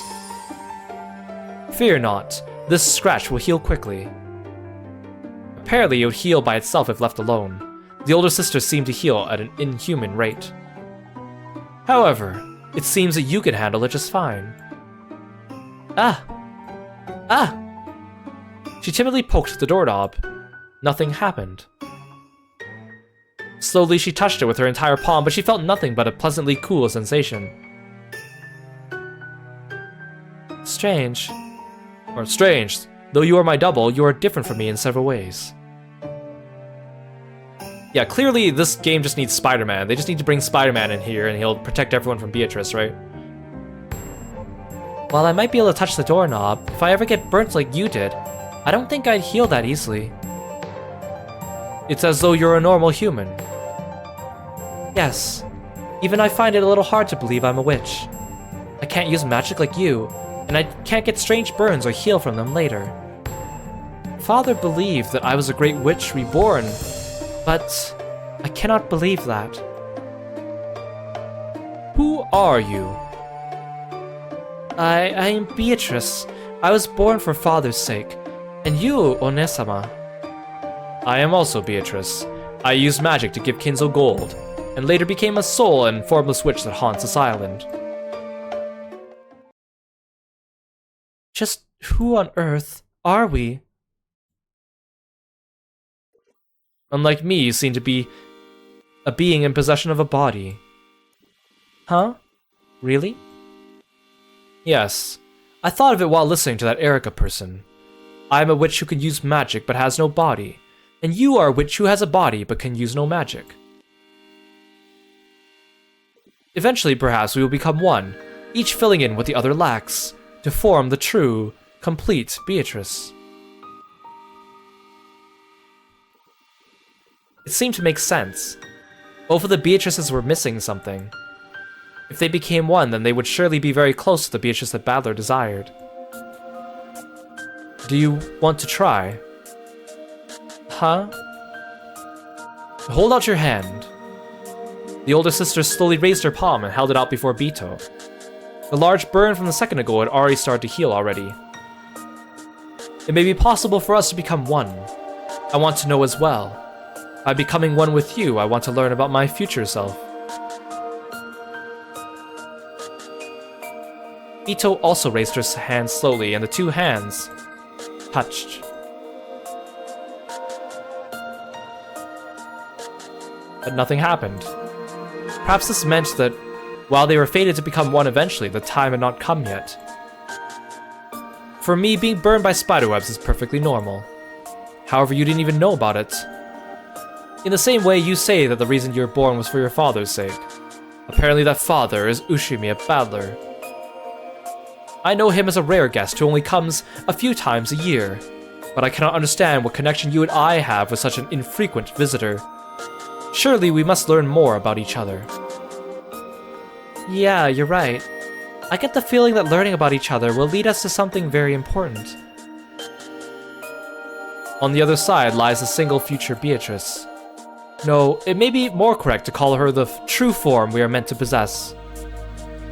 With their hands still joined, the two Beatrices swore to fill in the parts the other lacked and regain their single form.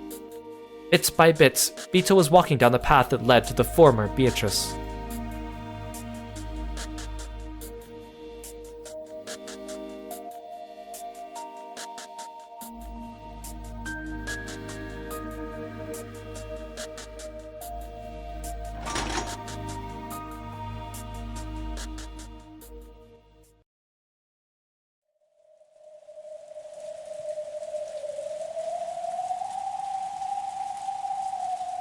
I could hear the eerie sound of wind and rain.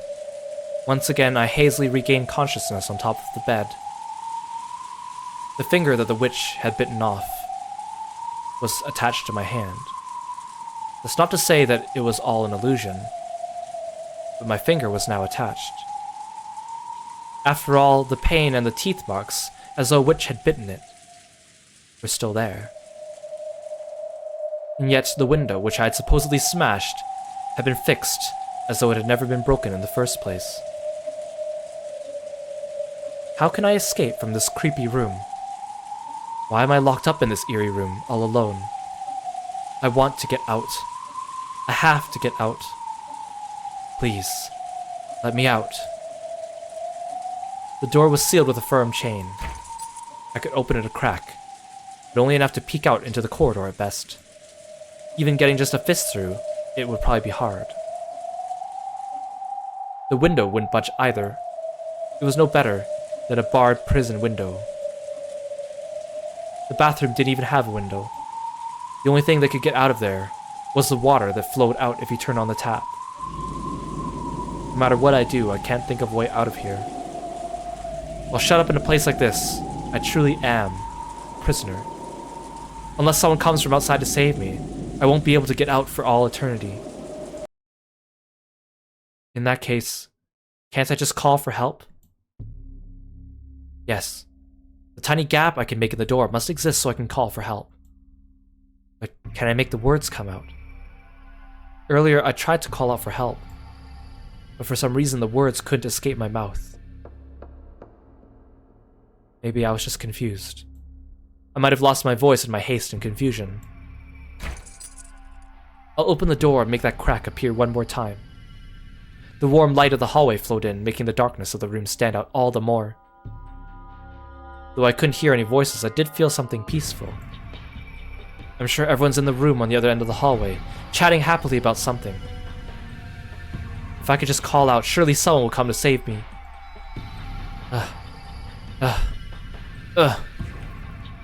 Holding back some indescribable fear, I tried yelling once more.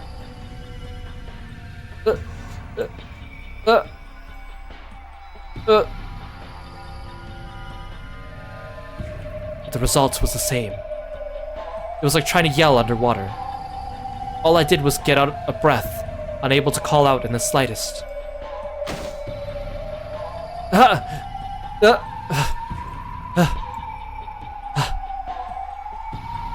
Even though I could say as much as I wanted if I just grumbled to myself inside the room.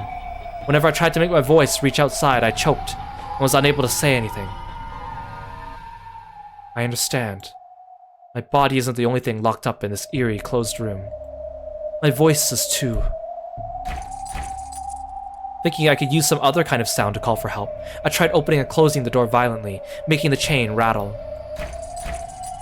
It does sound as though it's clanking noisily, but it's surely no good. Even the sound is being locked inside this closed room. No matter how harsh a sound I make, I'm sure it'll be quieter than a leaf falling by the time it reaches the other end of the corridor. I tried using the hateful chain that sealed the door to make a sound to call for someone, but that only deepened my despair.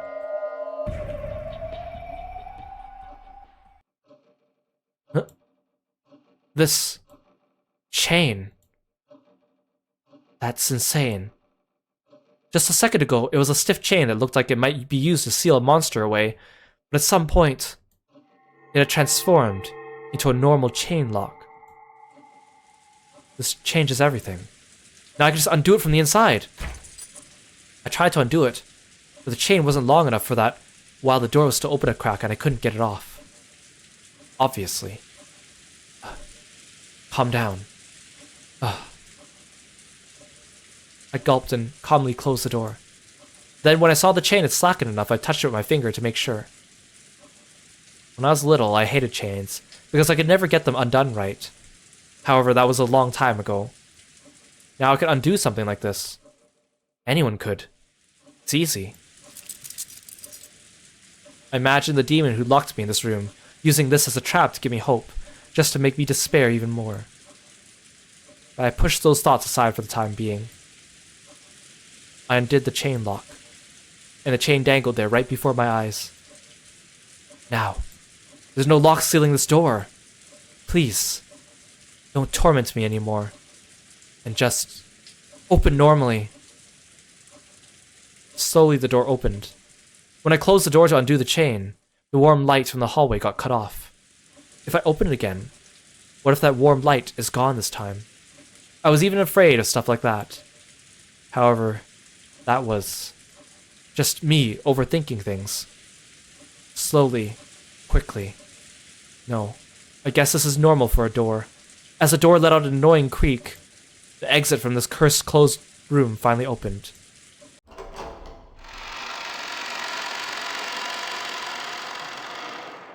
Huh? I did it! I did it! Even my cry of joy was strangled. But that doesn't matter anymore. All that matters is I can get out of here.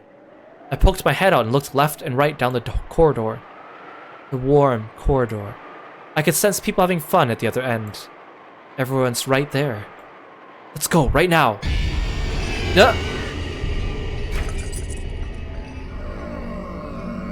At that moment, something cold and heartless crushed my throat. It was as though an iron loop had been fastened around my neck and pulled on hard from behind. No, not as though. Without my knowing, at some point, a thick metal collar had been fastened around my neck. When did this happen? When I turned around, I despaired even more. Out from the inner side of the door I just opened, a thick chain had extended and attached itself to this collar I was wearing. I pulled on it, but it didn't even budge. When I shook it, the whole door creaked. What? What the hell? The chain that connected to my collar was attached to the inner side of the door. Yes, the same vanishing chain that had secured the door a short while back had suddenly become a chain holding me in place. That's insane. That's insane. Damn it, what's going on here? I pulled with all my strength, trying to tear the whole door off, but I already knew from repeated experiments it wouldn't even budge. I'm sure this chain will disappear once I go back inside the room. But it'll never let me leave that room. Though it had apparently turned back into a normal chain lock, nothing had actually changed. The chain lock still bound me to that room.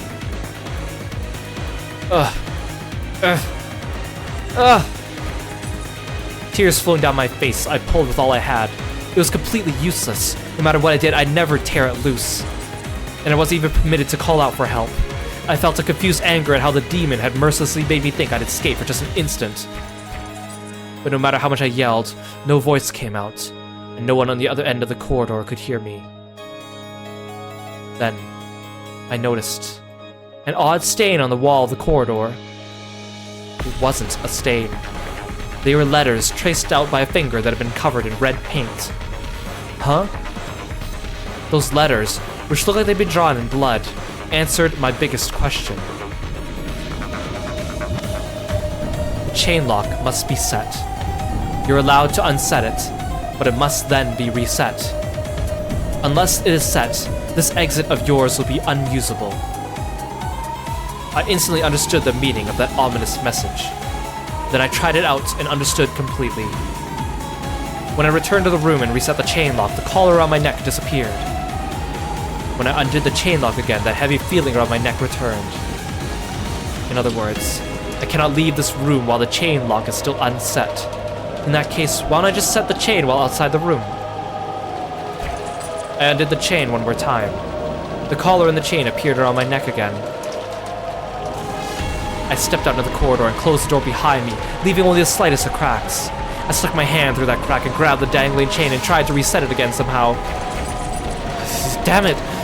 Even though it was so easy to do from the inside. Why? Why is it so hard to do from the outside? The gap needs to be wide if I want to manipulate the chain well. However, that made the chain too short to reach. To make the chain reach just a bit further, I'd have to close the door a little more. If I do that, there won't be enough of a gap to fit my hand in. Of course, that was perfectly natural.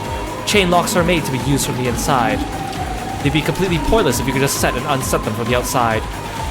That's why the length of the chain is specifically chosen, to prevent anyone from setting or unsetting it from outside.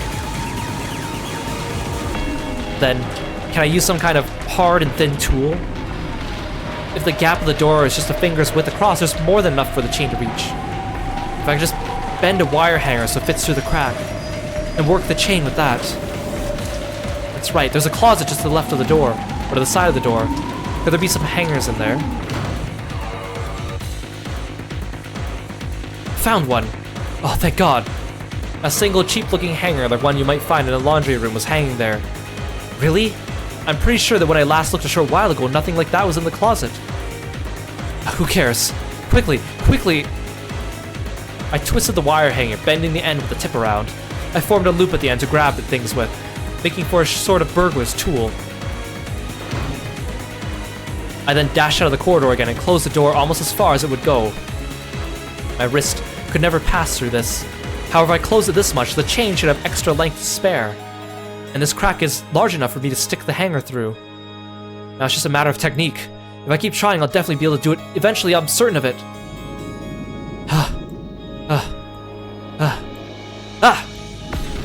It's harder than it looks, but the chain is long enough.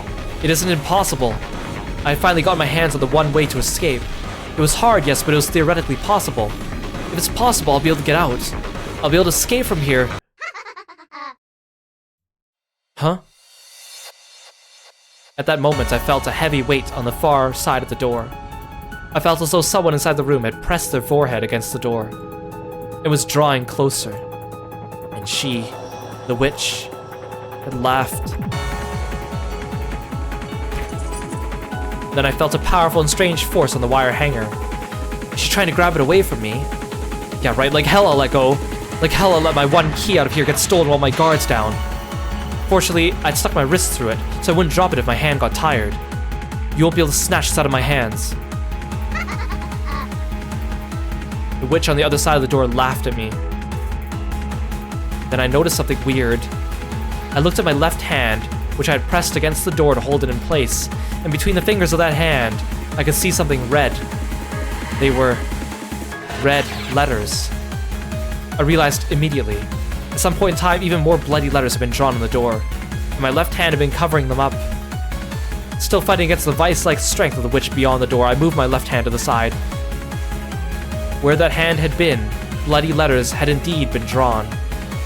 And there, as though someone had predicted that I'd struggle this way from the very beginning, was a message from the witch to me. It is impossible to set or unset the chain lock from the outside by any means. All tricks done from the corridor had been sealed by the red letters. No way.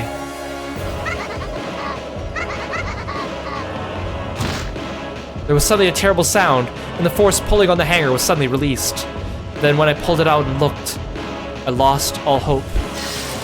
As though it had been hit by the acid of the room's darkness. The tip of the hanger had burnt and bubbled and melted off. Now it's pitifully short. This can't be used for anything. It would be useless to search for a substitute. All schemes to set the chain from the outside have been prevented. Damn it. Damn it, damn it, damn it! I threw the remnants of the wire hanger against the floor, faced the hallway filled with a warm light, and called for help. However, I just choked, unable to speak at all. Everyone's just down the corridor, and everything's peaceful there. I can't hear their voices, but I know. I'm sure they're all having a good time playing cards. Please, someone notice. Someone save me.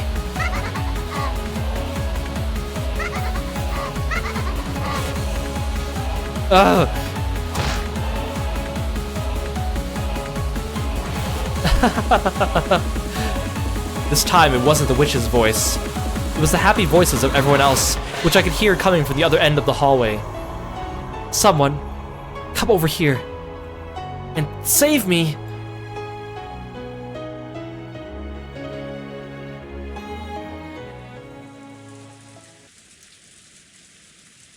You think they have Badler's speech mannerisms?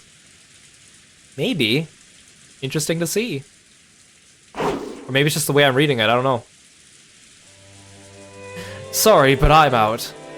George slammed his last card down, ending the game with his victory once again. Everyone gasped in unison. The cousin room was filled with laughter as they enjoyed their card game. Whoa, so you really did have it, George Aniki.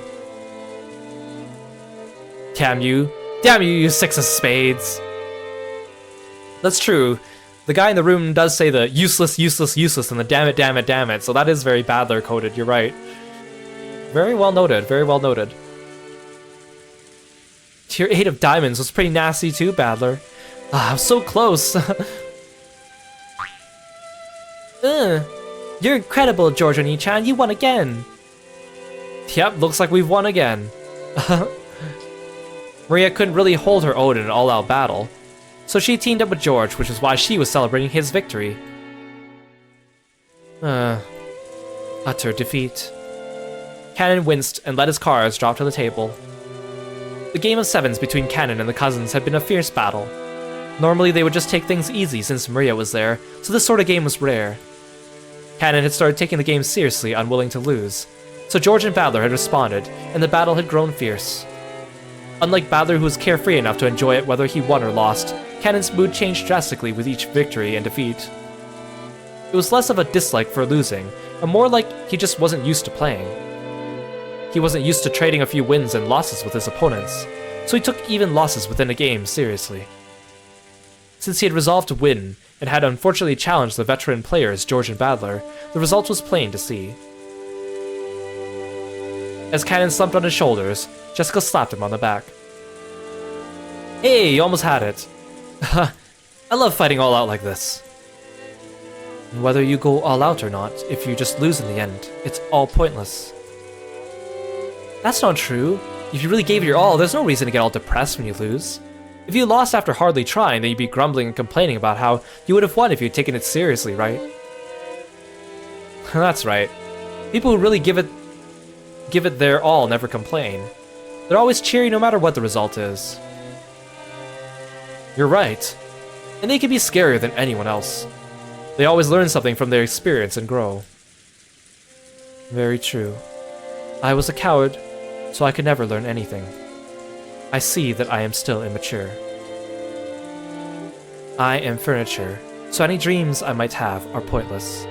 Because he's rigidly believed that, he distanced himself from everything, shutting himself away. However, during that same time, Shannon had undergone many life adventures, and now her hand was resting on the door, separating furniture and humans. The old Cannon would have only seen this card game as a way to pass the time. However, the new Cannon was now capable of gaining something new from this experience. That's probably what it means to grow. Furniture does nothing but rot with the passage of time. The ability to grow is a privilege given only to humans.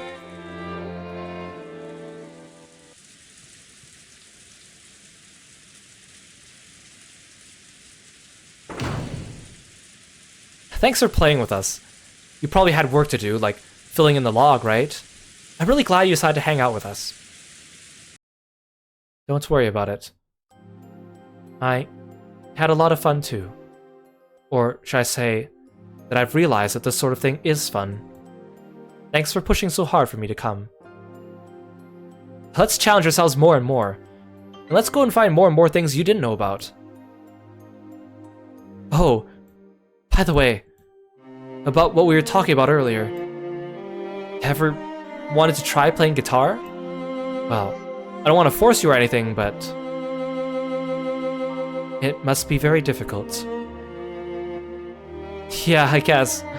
But I'll do a good job teaching you, and I'll even practice with you.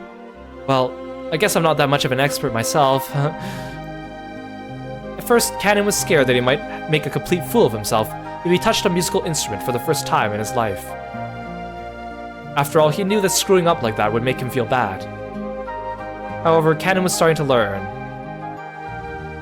It's only natural I'll be bad when I first start. If I try to run away from that, I'll never learn a thing for all eternity. I'll never achieve anything. That's right. Isn't that why people love it when they feel themselves improving? Even I sucked at making my left and right hands move at the same time when I first started. But I slowly got the knack of it and it started to feel more and more natural. I'd like to reach that level too.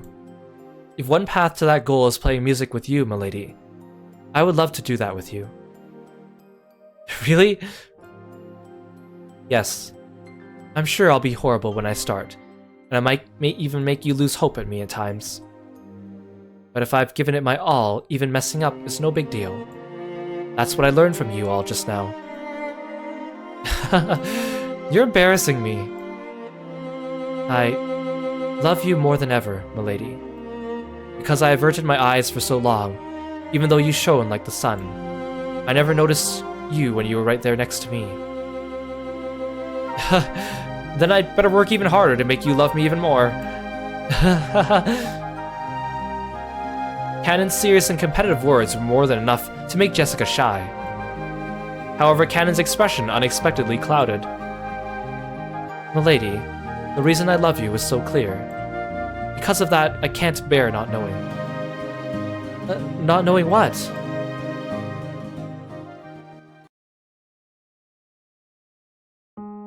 Why did you start to like me? Unlike you, I don't shine in any sense. Even now, I'm just clinging to your back as you shine the way. I can't think of any reason why you would love someone as shabby as me. That's not true, okay? There are all kinds of good things about you, Canon-kun. Let me swallow my pride and ask, what about me made you like me, milady? Canon hung his head. Since he had never learned anything on his own, he had never been able to take the initiative with her in any way. The fact that he was accepting her affection one-sidedly, unable to do anything but simply receive it, made him sad and frustrated at himself. Jessica was lost for words. After all, compared to the reason that Canon had started to love Jessica, Jessica's reason was a lot more vague. She had heard Shannon talking about her love with George. And at school, she and her friends had always talked about relationships with boys. It would have been nothing strange about a girl, fascinated by the idea of romance, developing an interest in a nearby member of the opposite sex. However, if you put that into words, it might be misinterpreted to mean that any nearby boy would have done just as well. However, she could still be proud of the feelings she felt at this very instant. She really did love Canon, and she truly wanted to experience romance.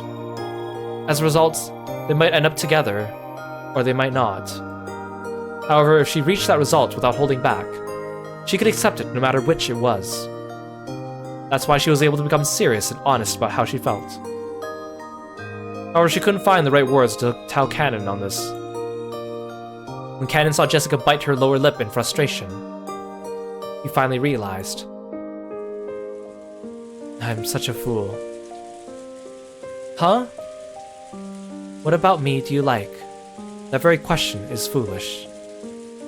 It's proof that I'm not serious about myself, and that I haven't been able to understand even myself. It's horrible of me to try and make you say it for me. That's not true.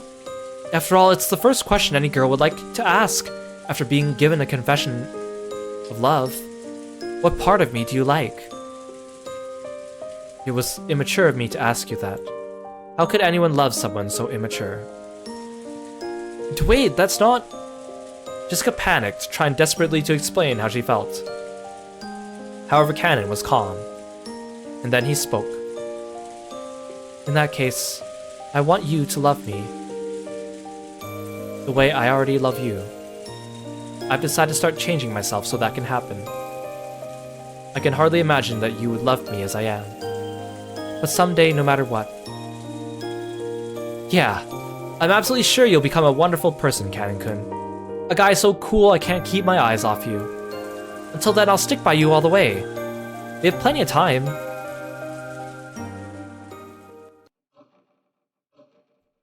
But unfortunately, there isn't that much time left. What do you mean? It usually saddens you when I talk about furniture. However, there is something I must tell you. And it is also something I must fight for with all my soul. What are you talking about? I don't want to hear any more of that I'm furniture so I can't fall in love talk. You're a human, not furniture. Yes, I would like to become human. However, I am still furniture.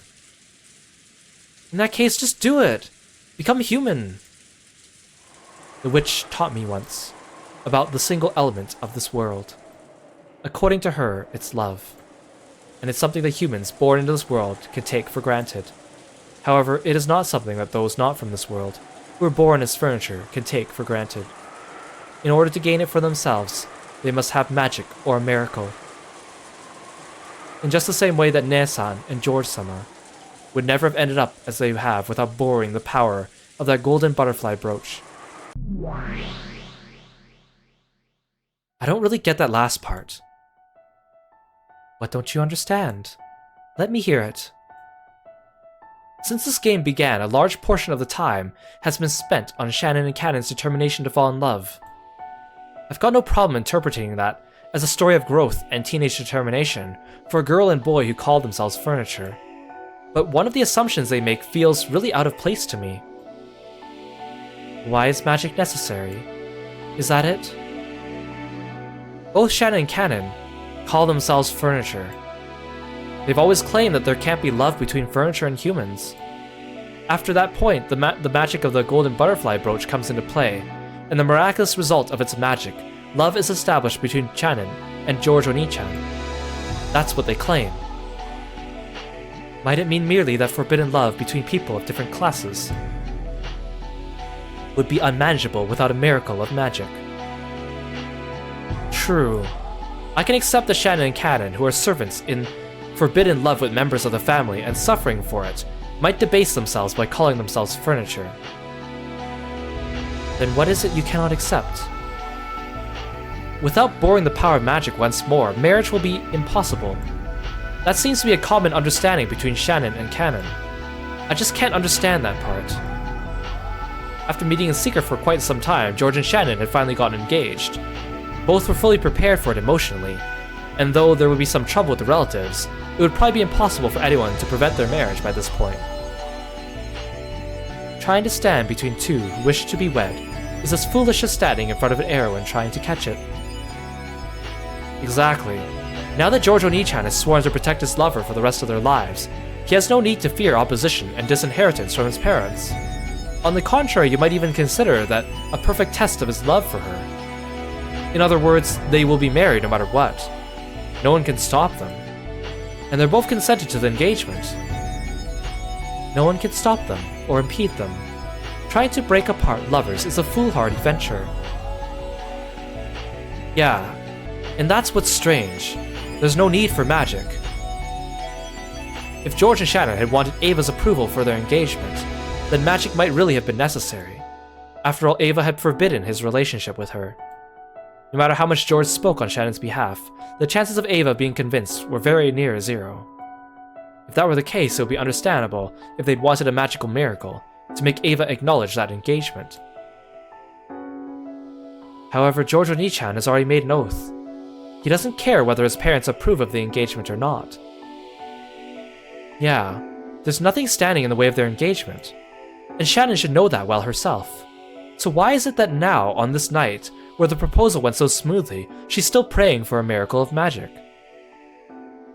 According to the furniture, she won't even have the right to marry without such a miracle. And there you go. It means that Shannon has accepted George's proposal, but she knows that there's still some kind of barrier that can't be overcome without a magical miracle. And that barrier isn't something that could be overcome by their own efforts. That's why they need this miracle called magic. Why do they need magic? If two people love each other, what other miracle could they possibly need to be together? I see. Featherine listened to Ange's interpretation, smiling in a satisfied way. Apparently she had already reached that conclusion, and enjoyed watching Ange finally manage to do the same. And that same question applies to Canon as well. The love between him and Jessica Onechan has just begun, but their emotions are pure. There's nothing standing in their way. They're already in a loving relationship, even without the golden butterfly brooch. The relationship they started might easily last for years, eventually resulting in marriage. There's nothing standing in their way either. As long as they don't seek approval from Kraus and Natsui, it seems that they will not need a magical miracle either. Exactly. Canon watched how Shannon lived and changed his own way of life. Then he let his true feelings be known and started a relationship with Jessica Onechan. There's no need for magic anymore. Even if it were one-sided love, then he might need a love charm or something, but their feelings are already mutual. They've already communicated their intentions to one another, so why do they still need a magical miracle? Both furniture were in relationships of mutual love. There shouldn't have been any need for a miracle any longer. So why? Do they still desire some miracle? And on top of that, the single brooch was portrayed as bestowing only a single miracle. It felt almost as though Shannon was hesitating because if she used up that miracle for herself, Canon's chances at love would be automatically sealed away for eternity. So this is the question. Why is furniture not allowed to love? So, you ask why love will not be permitted without the miracle known as magic. And also, though the furniture laments with such certainty that they're unable to love, this golden butterfly brooch is supposed to give them permission to do that. Just what on earth is it?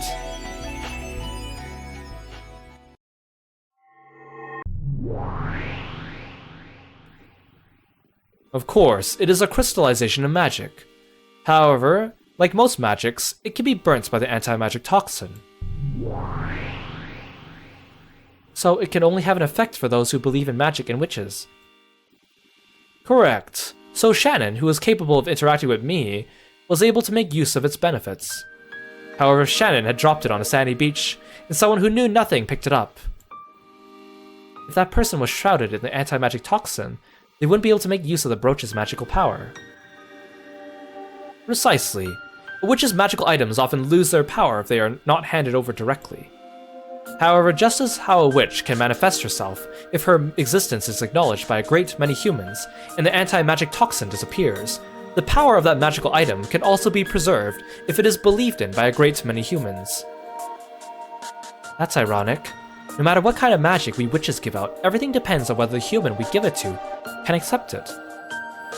I have heard that the same goes for medicine. Even with the exact same medicine, humans who know of the medicine's effect experience it to a greater degree. Oh, I think I understand. When taking cold medicine, I've gotten the feeling that it's more effective when you read the description on the bottle. As she listened, Vito thought that magic sounded a bit like a ritual. When most humans think of magic, they think of incredible miracles being performed one after another in front of a crowd of other humans. However, this true magic that the older sisters spoke of sounded almost like a ritual, something that has no effect if the person using it doesn't believe. Shannon's heart was captured by George bit by bit as he grew by leaps and bounds. However, she had given up, thinking that one of a different class such as herself would never find love with him. That was when Beatrice had given her the golden butterfly brooch and encouraged her. Giving up means that you've got zero chance of success. However, if the power of magic makes you think there might be some chance your wish will come true, then the odds of it happening are at least greater than zero. Zero remains zero forever, so miracle is a fitting word to describe even a faint chance of coming into existence. Humans can use magic to defeat resignation, the process by which they themselves make their probability of success zero. When a human refuses to give up, though their chances of success might be small, those chances do exist. And the more determined they become, the greater those odds rise. It was easy to imagine Shannon making earnest wishes upon that brooch, believing in its effect, and then trying little things over and over again to get George to like her. Power of belief becomes magic. And those who make others believe are witches. Those who make others believe are witches. That's an interesting way to put it. If you think about it, it's true. Let's say a witch steps out into the spotlight, waves her staff in front of a crowd of onlookers, and makes a rabbit appear out of thin air. The many people who see it will surely assume it to be a sleight of hand. They might wonder at how it was accomplished, but they'll surely say it can't have been real magic. And when they applaud, it will be for a splendid trick that only appeared to be magic. But what if? What if someone performed a sacred ceremony inside a great ancient temple in front of a crowd of believers, and ended up with the exact same result? Would any of the people there think it was a sleight of hand? In fact, in the ancient past, when magic tricks as a form of entertainment didn't exist and divine spirits were worshipped, this would doubtlessly have been a miracle of magic.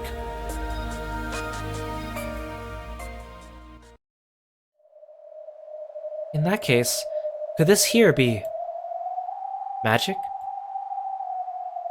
Aha! Well now, what will be the first spell performed by the witch unable to use magic? Here I have an empty teacup. There's nothing inside it. Yes, it is empty. And then you take it, turn it like this, and place it upside down on the table. And then, what next? Let's both close our eyes and chant the incantation. It was the same magic that had been used to give Maria candies. Bito the Elder grinned and closed her eyes. When she saw this, Bito slowly chanted the incantation. Come, try to remember what was inside the cup. Indeed. Come, try to remember what was inside the cup. As she chanted, Bito slowly opened her eyes and made sure the older sister was repeating her with her eyes closed. Then a single gold butterfly appeared out of nowhere, fluttered down onto the overturned cup, and scattered away in a golden splash. May I open my eyes now? Yes. Please open your eyes and inspect the contents of the cup. Well now, let us see how well your first bit of magic has performed. Taking her time and dragging out the suspense a little, the older sister lifted up the cup. Aha! How is it? When the cup was lifted up, there lay a single golden rose petal. Does this count as magic? Yes, it does. You used magic to create a golden flower petal inside an overturned cup. It was a splendid bit of magic. Hey Aru, welcome to the stream! Thank you so much for coming by, good to see you. Now, we saw this golden truth in episode 5 for the first time, but they didn't exactly explain what it was. They only sort of explained it, but it was a little vague. That's actually part of our job as the audience, is to figure out what exactly are the rules that govern a golden truth. What is it exactly? What does it mean? We know what a red truth is, we know what a blue truth is. What are the conditions to make something a golden truth?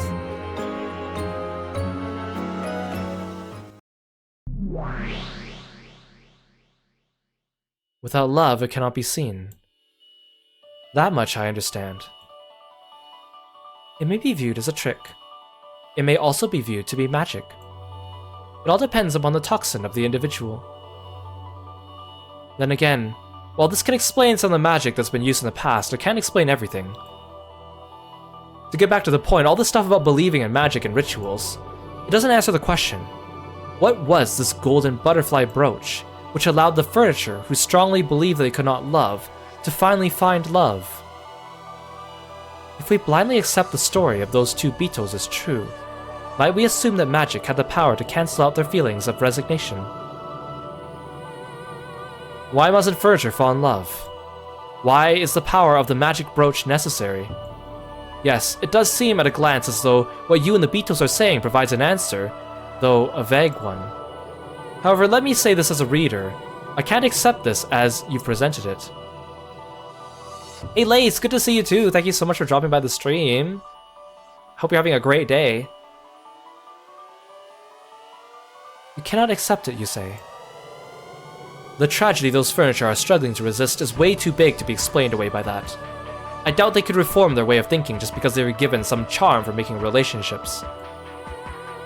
It's true that the brooch gave Shannon the chances she needed to get together with George Oni-chan, but sometime after that, she said she wanted to deepen their relationship without boring the power of magic, and she even tried to give the brooch back to Bito. At that point, she supposedly rejected the miracle of magic for a time. So why would that power be necessary again?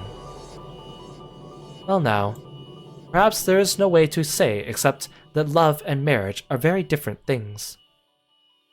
It's always a great day when Kiro streams. Aw. Aw, you.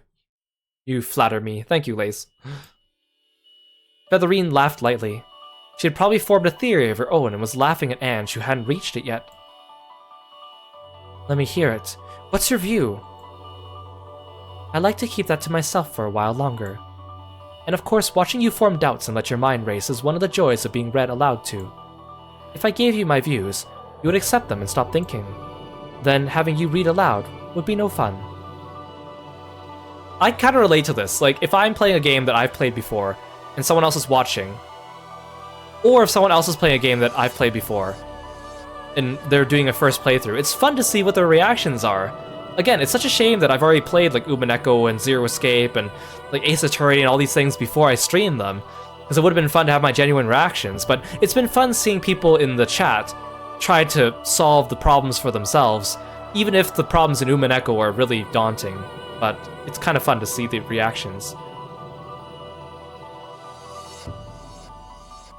So you're having me read a mystery novel you already know the answer to, just so you can enjoy watching me blunder about. Well, I am the Witch of Theater going. If you wish to laugh at my bad taste, please do not hold back, my Miko. Wahaha.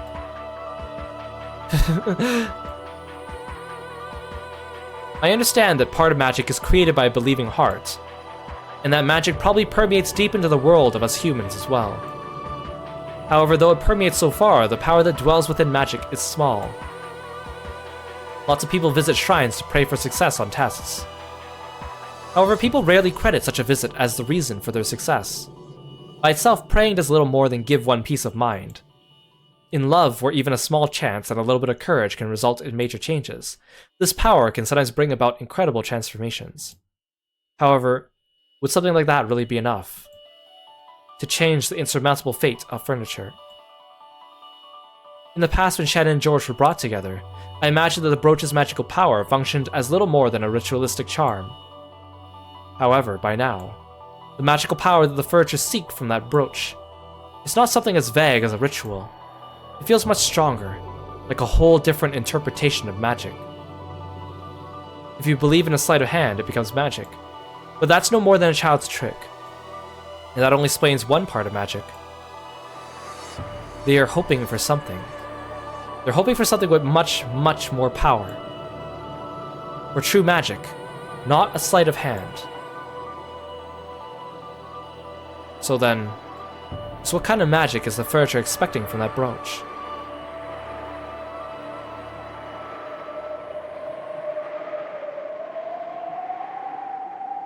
A golden butterfly brooch. There exists a magic charm that the Golden Witch Beatrice gave to Shannon in exchange for smashing a mirror, and which made her love bear fruit. That's what this is. From its pocket, Cannon pulled a single wing from a gold butterfly. Though it was a single wing, it was easy to tell from its shape that it had originally been part of something with a butterfly motif. The magic of this brooch gave Shannon the chance she needed to start her relationship with George-sama. However, before that magic was fully realized, she left it to me. So thanks to the power of this brooch, I gained your affection, milady. That's not true. I started liking you because of my own honest feelings. Thank you very much. You are human, so you do not believe in witches or magic. It's only natural. However, as furniture created by magic, my very existence here is proof that the miracle of magic exists. Sorry, what are you talking about? Jessica tried to make sense of Cannon's words. However, she couldn't understand, and had to ask him to repeat it, wearing a stiff smile. It's pretty cool to see magic go from pretty much exclusively this horrible thing that kills people in the first few episodes to progressively more benevolent to the point of miraculous as the series goes on. Yeah, I think it's a really interesting turn too. Like in the first ones, it was all about like, how did Beatrice used magic to commit the murders. And then, like, episode 4 was a big turning point when Ange started to take Maria's interpretation of magic as well, for Maria's interpretation of things like Rosa, for example. Again, it's like a big metaphor, but it's also, like, incredibly complex. Both Shannon and I need magic to succeed in love. The key for that is this brooch. I stepped on it and crushed it, so we each have one part now. The brooch had lost its power when it was split in half. However, if it was ever joined together again, its magic would be revived. It would revive the miraculous power that could join furniture and a human together. However, a single brooch can only grant one person's miracle. Only one of us furniture can be joined by this single brooch. It was the final seed of love, a spark of love which the old, shrilly laughing Beatrice had sown. The old Beatrice had said that humans tormented by this spark were like ripe fruit, which she crudely used for her own enjoyment. However, the magic infused within the seed was real. It was the only crystallization of magic that the Golden Witch Beatrice had ever left in this world. Its glint increased. Huh? What the? It's okay, but please don't look right at it. It'll blind you. Ah! The glints grew even stronger, shining like the sun. Even without Cannon's warning, Jessica wouldn't have been able to stop herself from covering her eyes with her hands.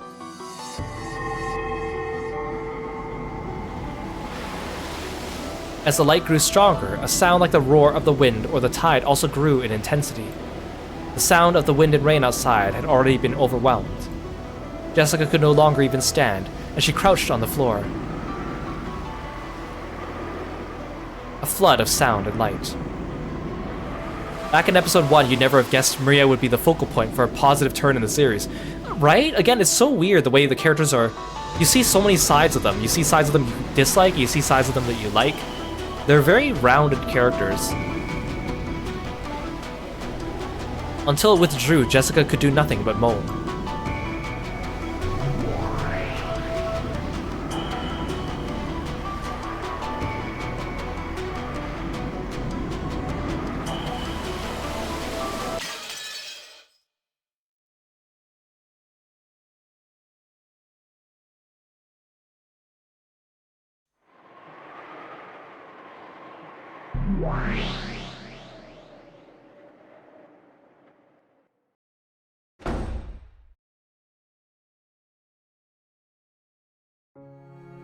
Come on, it's okay now. Let's hurry. I hope Father likes sweet foods. Oh yes, he does like them. In fact, he seems to enjoy eating pretty much anything. Ho ho ho. After waiting for the master of the room to be out, Bito and Kumasawa entered the study. Then they quickly cleaned up the books on the desk, set down the basket they had brought there and opened it up. Inside were several cute cookies cut out in a butterfly shape. They set out a pretty plate and neatly arranged the cookies on it. It was a kind of subtle, conscientious touch that the recipient wasn't likely to even notice. The whole arrangement was filled with that sort of feeling. I see you spare no efforts for the sake of your beloved father. This is the most I'm allowed to do right now. To think that I would give Badler cookies. Why should I, the ruler of the night, do so much for a guest who comes so rarely? Then the study door swung violently open. It was Badler, with Genji by his side. Badler's eyes went wide for a second when he saw Bito there, but his expression quickly went blank again. What are you doing here? Father, please excuse me. I didn't come here to get in the way of your important game. How were you able to get in here? Wasn't this room locked? My apologies. They wanted to surprise you with a gift, so I lent them a key. See, have a look. Beatrice-sama baked these cookies with all her soul, hoping you would enjoy them.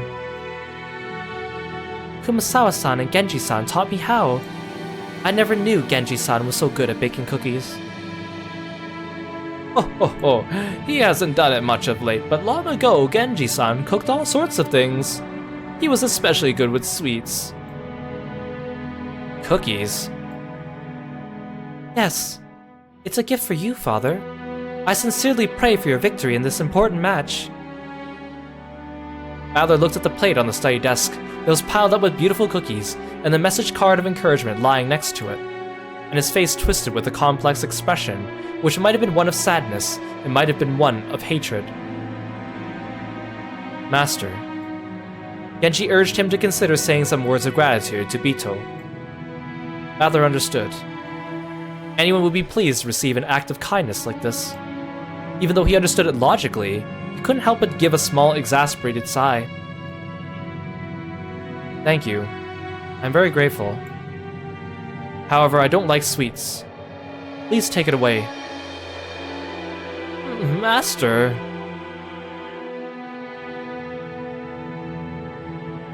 Don't make me say the same thing again. Clean it up and take it away. Master, couldn't you just try one bite? Beatrice-sama worked hard to make them for your sake. I appreciate the sentiment. I'm in the middle of a vital game right now. This is the final game, and it's vital both for me and Bito as well. So please, don't mess with my heart any more than is necessary. That's just too sad for her. I'm glad that you're grateful for her feelings, but can't you show it by taking just one little bite? Father. Bito looked at Badler sadly. Badler hung his head to avoid her gaze. The expression on his face caused Bito more pain than any he had shown her before. Kumasawa, please clean this up and take it away. Master! Kumasawa clung to Badler, but he turned his back to her. My apologies. Let's clean this up, Kumasawa-san. I won't allow it. By making this gift, Beatrice-sama gave it her all to try and support you in the only way she could. To tell her to take it away without eating a bite yourself, how can you trifle with a woman so? Kumasawa. If you call yourself a man, you should at least take a bite when a woman makes you a handmade snack. If you truly intend to crush a woman's feelings like this, I, Kumasawa, will not back down even if it kills me. No, I won't. Kumasawa-san. You've done enough for me already. I won't allow it. Master, do you think they're poisoned or something?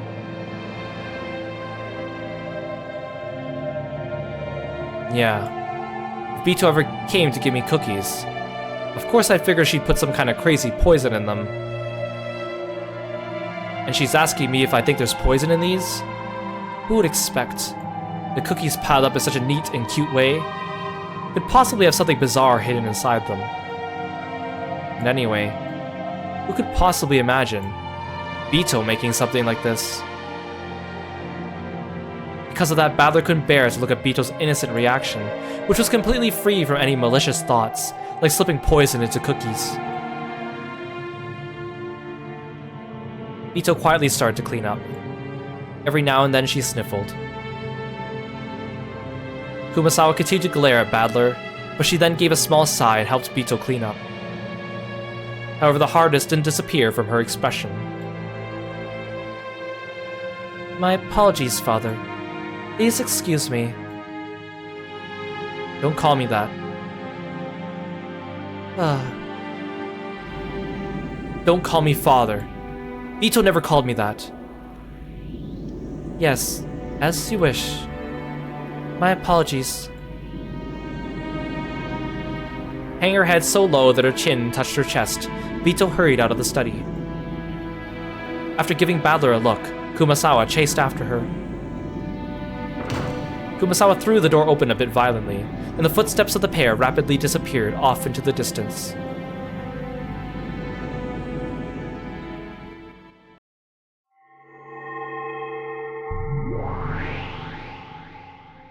I may be his little sister, but I'm not sure how I feel about that.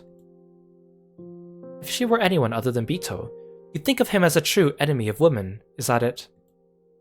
I don't have a clue why Oni-chan and Bito act so friendly together. Right now I think of Bito as our greatest enemy, the one we must defeat. Still, even so, as a woman I can't say I like how Oni-chan's treating her.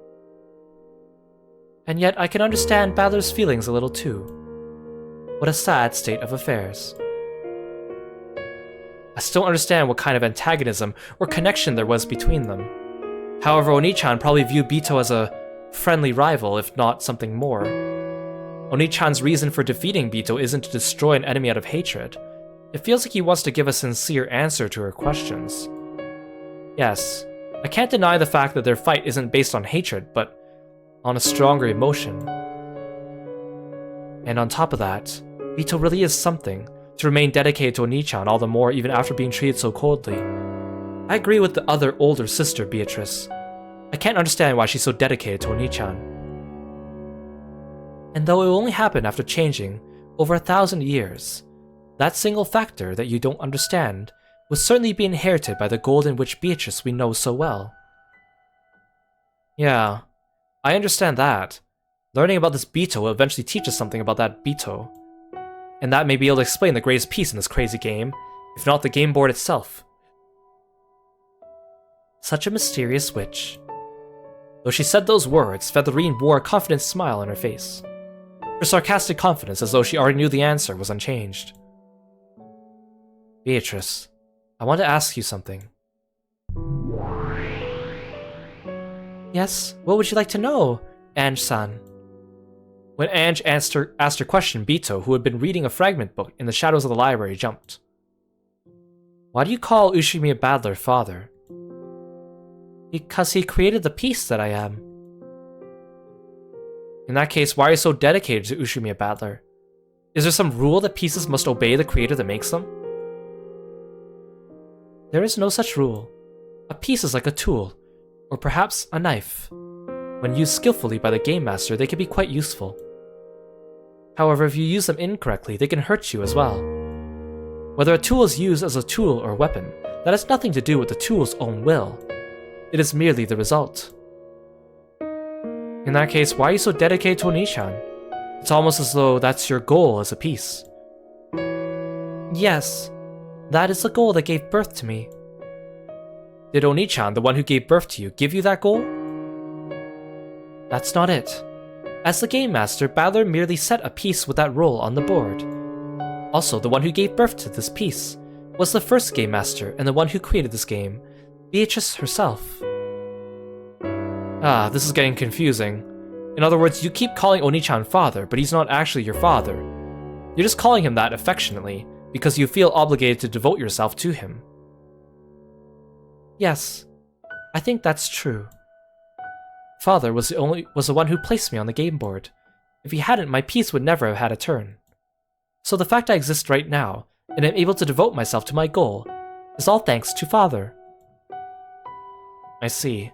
So that's why it makes sense for you to call him Father. In that case, who told you to devote yourself to Oni-chan? Ah, that must have been the first game master, Bito herself. Ah, this is so confusing. You wish to ask her why she must devote herself to Ushimiya Battler, correct? However, she cannot give you that answer. She was given nothing but the goal itself. Only the person who gave her that goal knows the reasons for which they did so. I see. Consider that as well, child of man, right? So that means you already have an idea and you're laughing at my confusion. You really are just perfect for my Miko. I will do anything for Father. My existence will bring Father happiness. That is my greatest pleasure. And... At that point, Bito hesitated. And what? Yes. And...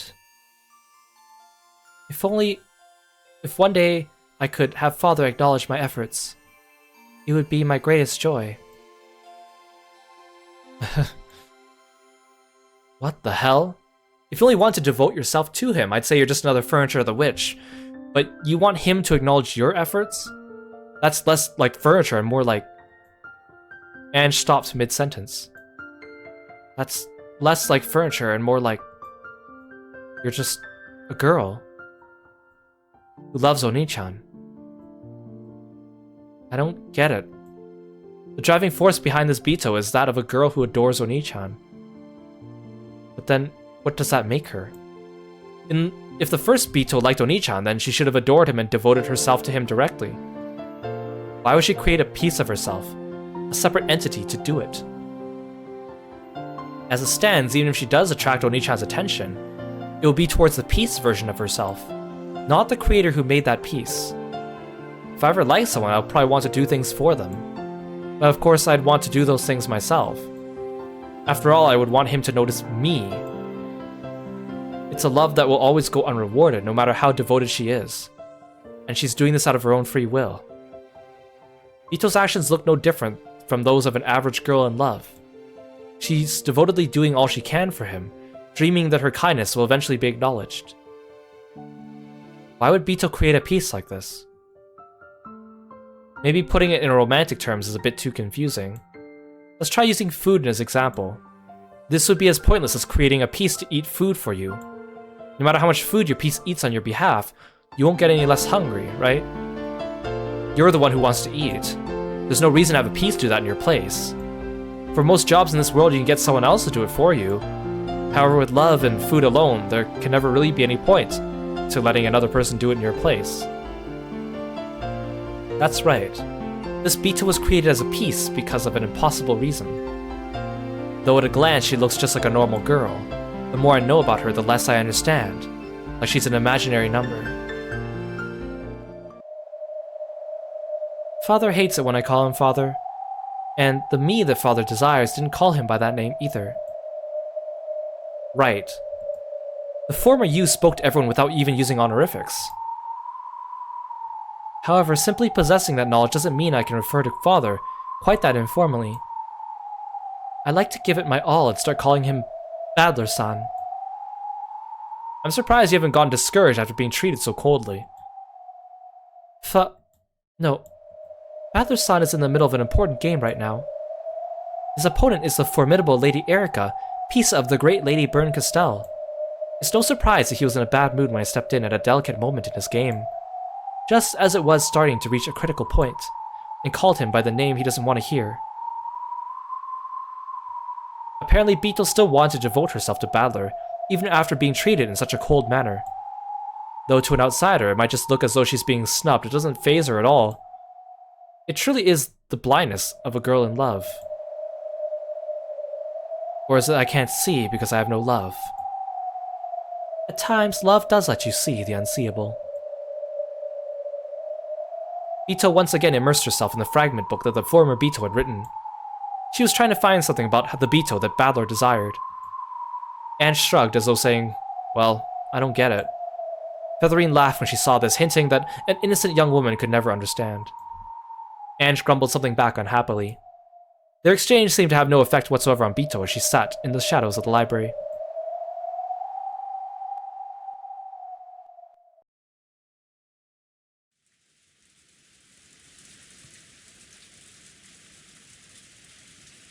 After chasing all the others out, only Badler remained in the study. There was no color in this dimly lit room. However, for just the short time that the plate of cookies had been placed there, the room had seemed, at least, a little cheery. Badler's gaze drifted over to the table, which no longer had anything on it. When he did, the cookie plates that had been there until a second ago was revived. However, it was an illusion. Though the cookies could be looked at, they could not be touched, much less eaten. If Badler wished, he could make it possible to touch them, or eat them, but it would be an empty sensation. It would only give the touch and taste that Badler desired. He no longer had any way of knowing what kind of cookies they had been. On the reception sofa across from Badler, a cloud of gold butterflies slowly gathered and took the form of the old Bito. Come on, have a bite. It's not every day I make these by hand. Have no fear, I'm confident how well they've turned out.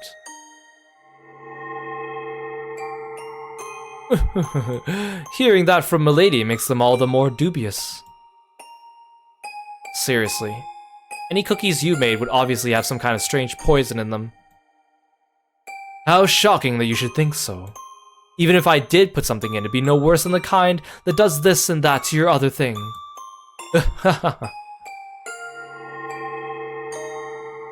If you do that sort of thing all the time, Badler-kun would never agree to eat them. Huh? Putting things in someone's food is pretty basic, isn't it? Fingernails, bits of hair, magic charms, fragments of love.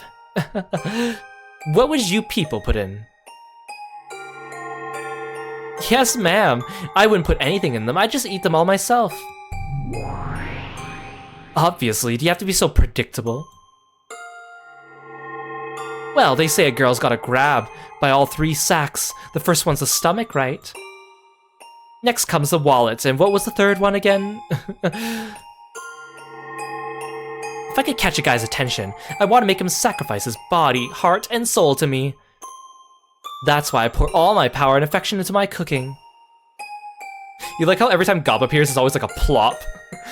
I guess it's because she's always like dropping in from mysterious portals or something. In any event, making someone eat your food is probably a frontal attack that's gone unchanged throughout the ages. Ridiculous. How pathetic to think you couldn't grasp a single man's heart without relying on such simple tricks. Oh, are you saying you've succeeded in grasping a man's heart, One-sama? Battler, there's nothing weird in it, so have a bite! Don't think you'll ever get a chance to eat my handmade cookies again. There probably won't be another chance. I slowly stretched my hand out to the illusion of the cookie plate and touched it.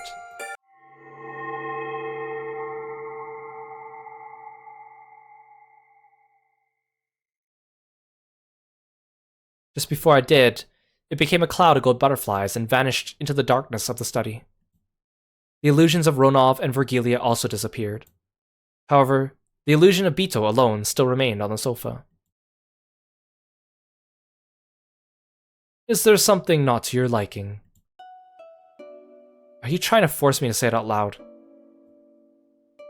The more the new me differs from the form you wished for, the more you're reminded that I can never be revived again. Correct.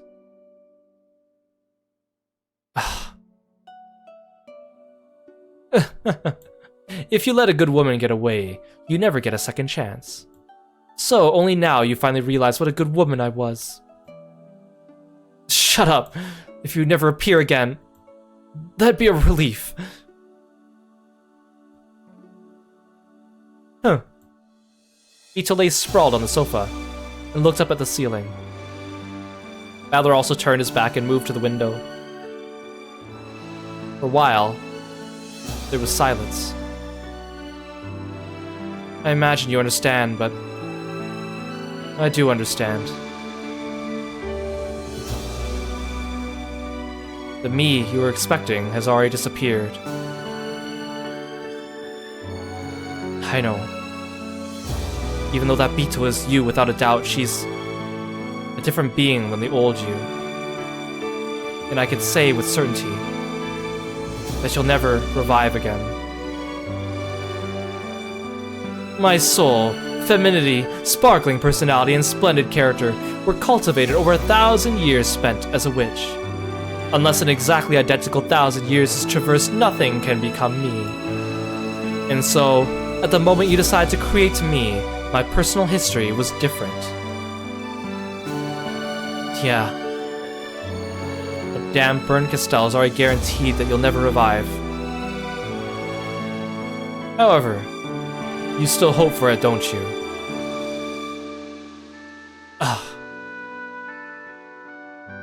One day, the new me will trip and land on her head, and all her memories of the past will be restored. You were hoping for something like that, weren't you? A delusional plot like that wouldn't even pass in a light novel these days. Shut up. In the past, you waited and waited for me to remember and take notice.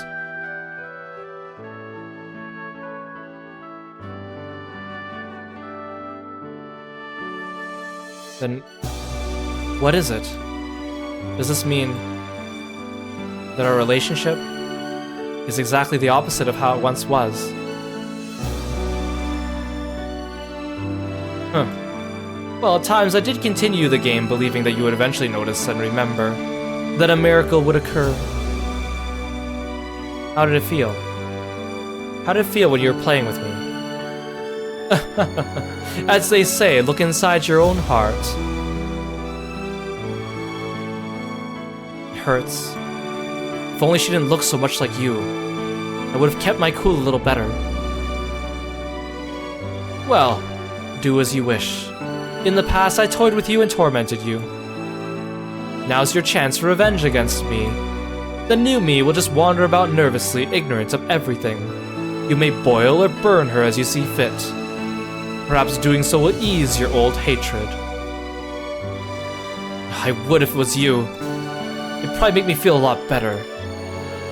But that Beto isn't you. If it isn't me, who is it? It's someone very much like you, but not you. But even so, she most certainly is me. True. She is you. And at the same time, she is a different person. In that case, the new me really has it rough. She's being treated like a plaything in my place. How truly pitiable. Ugh. That might be the contradiction inside me. The new Beetle seems like a different person, so I can't accept her. Even though I know she's a different person, she keeps reminding me of Beetle's face. Gosh, the music in this game makes everything so emotional. In that case, why not think of her as my daughter? Your daughter? She does share my blood, so consider her a daughter that closely resembles me. After all, she is my double, but hasn't lived 1,000 years, so calling her that is not incongruous. True. Imagine that I have died, left behind a daughter, and entrusted her to you. Won't it become a little easier to deal with her like that? That's actually a good analogy. It's unlike you. Do not jest. That is my daughter. She is the child I left behind after my death. You are free to press my likeness upon her. You may also let loose your pent-up resentment on her in my place.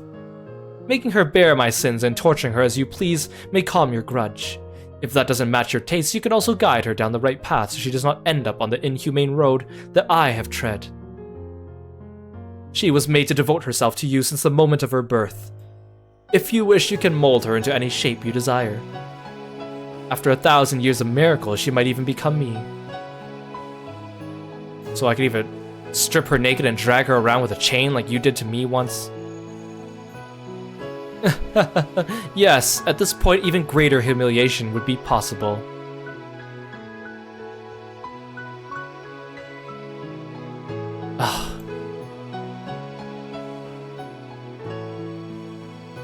So, she is your double and your daughter. Hey, Comfy Dreams, welcome to the stream. Thank you so much for coming by. Yeah, I know you're still catching up, so it's a little bit confusing, but I'm glad you're still finding it interesting. Episode 5 and 6, I think 6 in particular, is where a lot of things get really convoluted, but also a lot of the mysteries kind of get vaguely solved, sort of. Yes, she is exactly the same person, the same piece which was created once more by the rule called Beatrice. However, when I'm unable to accept it that way, I could think of her as Beetle's daughter, finding a clear guidepost for how to interact with her and smooth the uncertainty in my heart. Finally, I understand how cruel I was to her then. My tears poured to the ground, and when I followed them with my eyes, I noticed that a white business card had fallen to the floor. was the message card that had adorned those cookies. I rushed her, telling her to clean up and leave right away, which was probably why it had fallen to the floor unnoticed.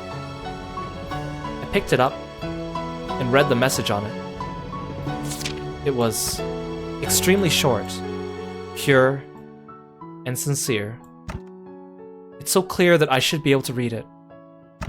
However, it's blurred with tears, and I can't see anything.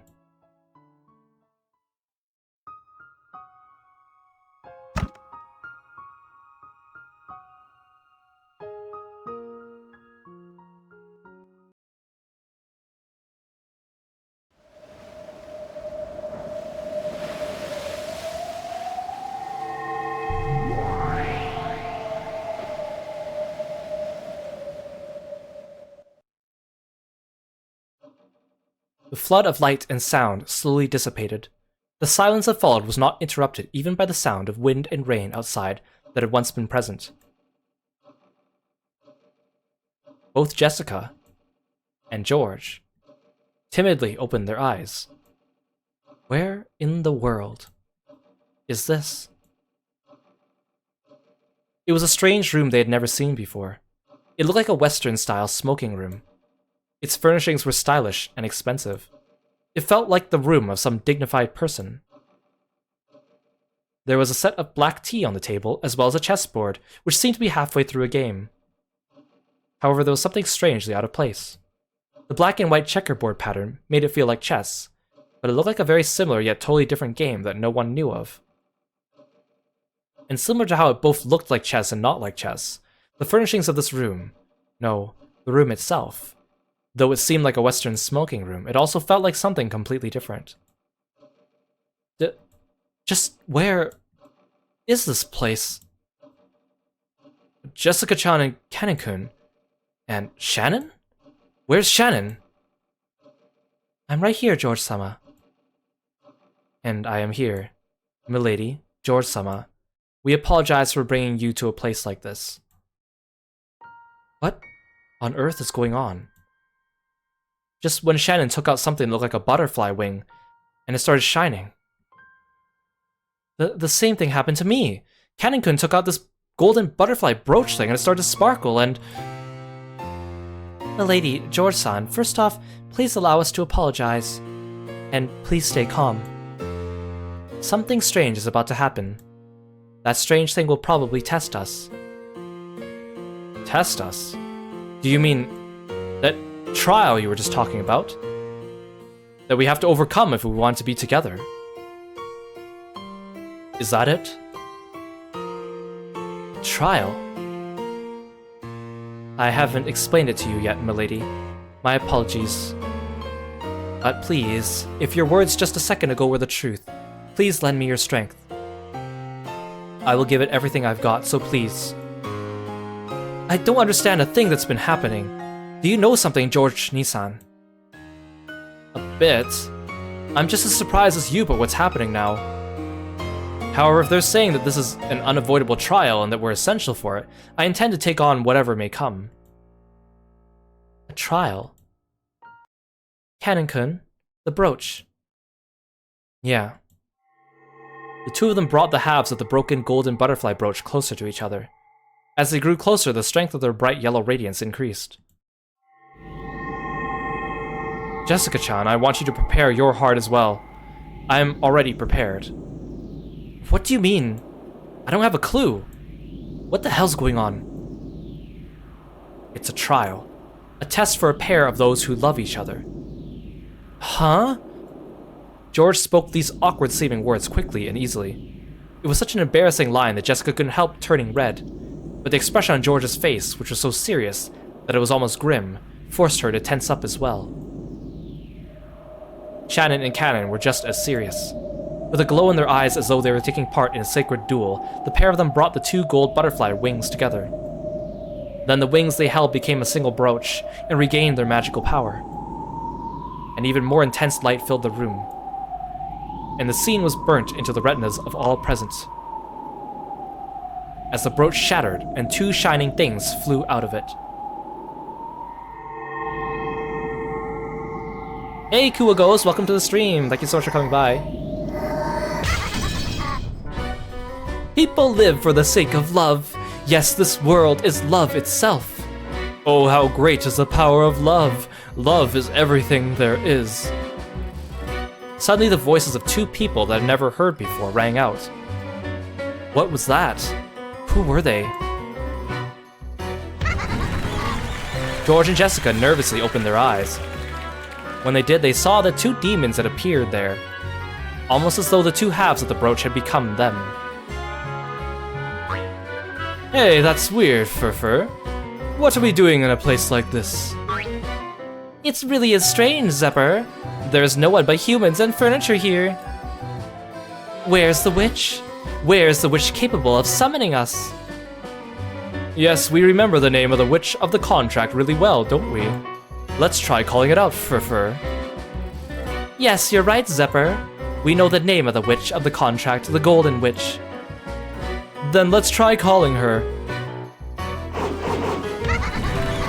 Beatrice!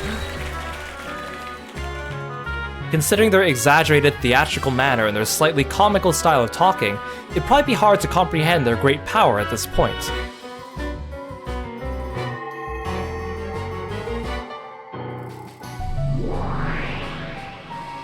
When the two demons called Beatrice's name, a cyclone of gold butterflies picked up throughout the room. Then it took the form of the two golden witches. Yeah, sorry you guys are just popping in, it's probably a bit confusing.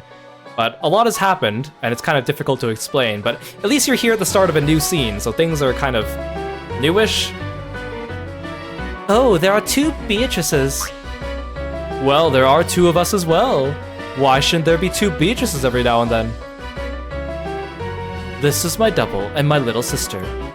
We two are the same as a single person. Pleased to meet you. It has been a long time, Beatrice-sama. Am I dreaming? I feel the same. Still, it's too early to get dumbfounded. Unlike Jessica, George had maintained his composure even during this bizarre scene. After all, Shannon had already told him what would happen next. Demons of the contract, it has been too long. Zephyr.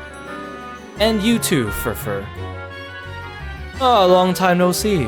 You seem to be in high spirits as always. What a cute little sister you have. I'll bet those teary, juicy eyes taste like white peaches.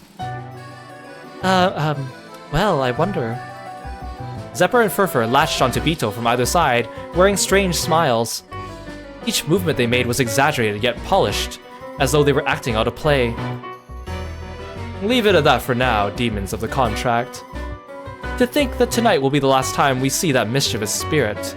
It will be dearly missed. The last time? The brooch, our vessel, has already been destroyed. In other words, our role is finished after this.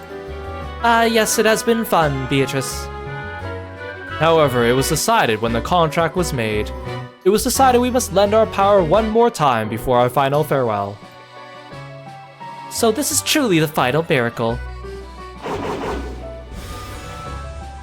They seem slightly less homicidal than the Chester sisters, so you're immediately suspicious. I like Zephyr and Furfur's way of talking. For some reason, it's just really fun. Once is enough for the miracle of love. After all, eternal love will never be needed a second time. There you have it. Lovers. Those gathered here have been cursed to have unfulfilled love unless a miracle occurs. Your last chance is the power of the golden butterfly brooch, which can grant such a miracle. And like it or not, this chance is limited to this evening. This miracle can be given only to a single pair. I won't lose. Yeah, let's both give it our all. Shannon and Cannon exchanged serious gazes. Both had already readied themselves to fight for the sake of their love. I don't really get it, but I don't want to borrow the power of some strange demon. Jessica was finally starting to figure this place out. Those demons were probably planning to pit her and Cannon against George and Shannon. Let me be clear, this is none of your business.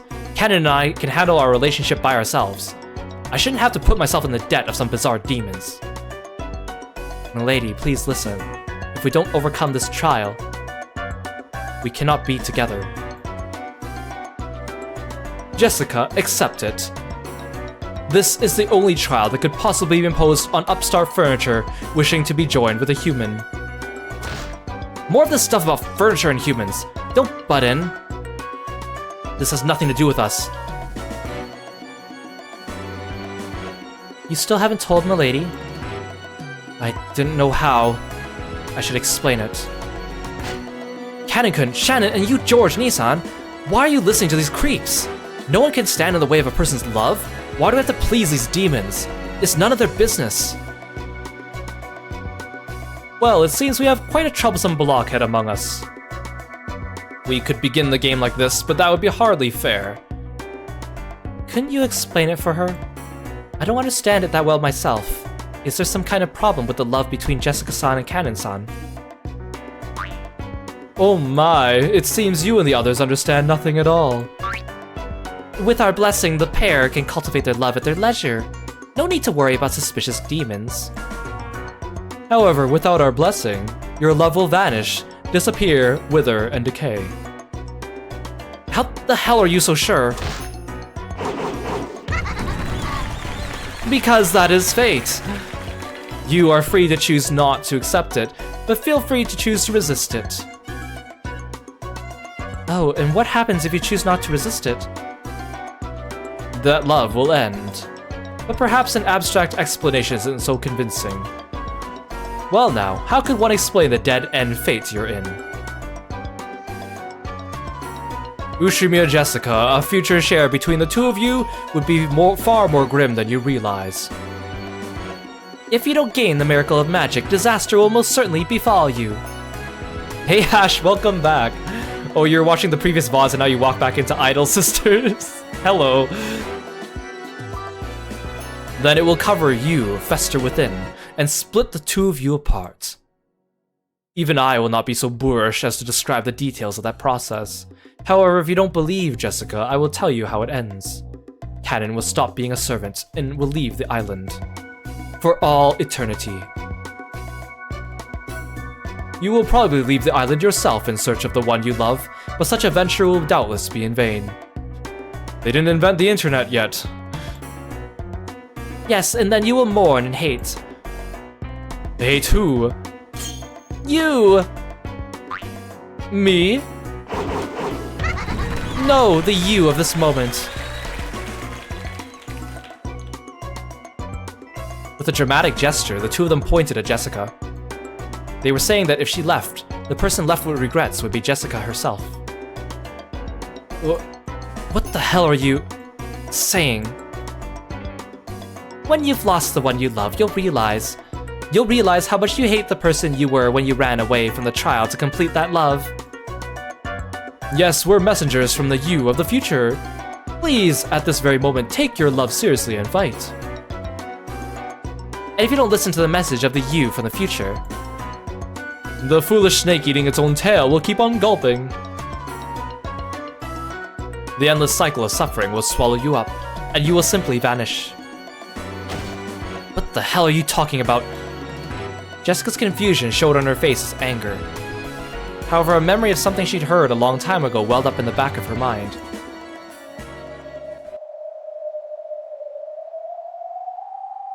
Unlike Nesan, I don't plan on working here for many years. After just a few years, or possibly, if Nesan ever decides to stop working here, I think I'll stop working too. Canon-kun. If you give up on the miracle of magic and hand it over to Shannon and George, they will be joined and will leave this island. Following that, Canon will leave the island as well. That is fate and unavoidable. Then what if they can obtain the miracle of magic? Of course, Canon will remain on the island, by Jessica's side for all time. He will probably start learning music with Jessica as she desires. How their relationship will progress afterwards is a matter for the two lovers. They can deepen their relationship slowly all by themselves as Jessica wanted. However, if that happens, George-san and I will not be joined. Fate demands that we fight, putting our happiness and futures on the line. Are you kidding me? What the hell? So if we are joined, the other pair will split apart? What kind of demon's game is this? Don't be mistaken. You will not be taking something from each other. Without the power of the golden butterfly brooch, neither love is fated to bear fruit. And who the hell decided that? It is due to your sin of falling in love with furniture, which is not allowed to love. Didn't Canon clearly reject you, saying that furniture was not qualified to love, knowing that you chose Canon as the one you loved? I won't let you get away with saying you didn't know. Ugh. Though she couldn't accept any of it, Jessica was unable to argue back. Then George spoke up with a soft tone that he always used to smooth things over. However, his expression was still ruthlessly serious. Jessica-chan, can't you think of it this way? Think of it what way? I love Shannon. I am prepared to overcome any and all trials and obstacles that stand in the way of us being together. What about you? Well, I'm not so weak I'd lose heart that easily. Yes. That's it, exactly. At this moment, we are being tested. Tested to see who can display the strength of our feelings more strongly. In the Umineko universe, furniture refers to, like, servants. It's like a derogatory term for servants. Or does it mean more? Are you saying that you actually support this crazy plan of theirs? It doesn't matter whether I support it or not. When I gave Shannon that engagement ring, I swore to fight all trials and barriers that stand in my way. No matter how unreasonable or incomprehensible these trials might be, I cannot choose to avoid them. George spoke clearly, then looked at Jessica with a cold gaze. By now, Jessica almost understood. If she kept on grumbling and avoiding this demon's trial, the game between the two groups would automatically end with her defeat by default. In other words, George and Shannon would win. Then they would gain the miracle of magic, their love would be completed, and Jessica and Canon would split apart, with Canon eventually leaving the island and never seeing her again. Nothing would make me happier than to see you step out of this trial. That way I wouldn't have to fight you. And that would show the limits of your feelings for Canon-kun. It seemed as though George spoke ruthlessly, but he was actually being exceptionally fair. If Jessica lost by default, she would never be able to clear away her lingering regrets. That would leave a bad aftertaste for George as well. We must fight openly for that single miracle. Even if I lose at the end, I'll be able to accept it if we both gave it our all. And because of that, I will be able to cheer on the victors from the bottom of my heart. George's determination is quite impressive. After hearing that, are you still going to run away? The two demons giggled and challenged her. Of course, George didn't laugh, but he still challenged her with a cold eye. And Shannon? Please forgive me, milady. I'm determined not to flinch in my resolve. Even if I know that sticking to my feelings means ending your loving relationship, milady. Shannon had never before spoken to Jessica with such serious and solemn words. Jessica realized what a strong will had dwelt within her usually weak and clumsy friend, and was surprised. Canon-kun, I want to start a new life with you, milady. Even if that life means crushing Nesan's happiness, I will not falter. Canon was also doing all he could to restrain himself.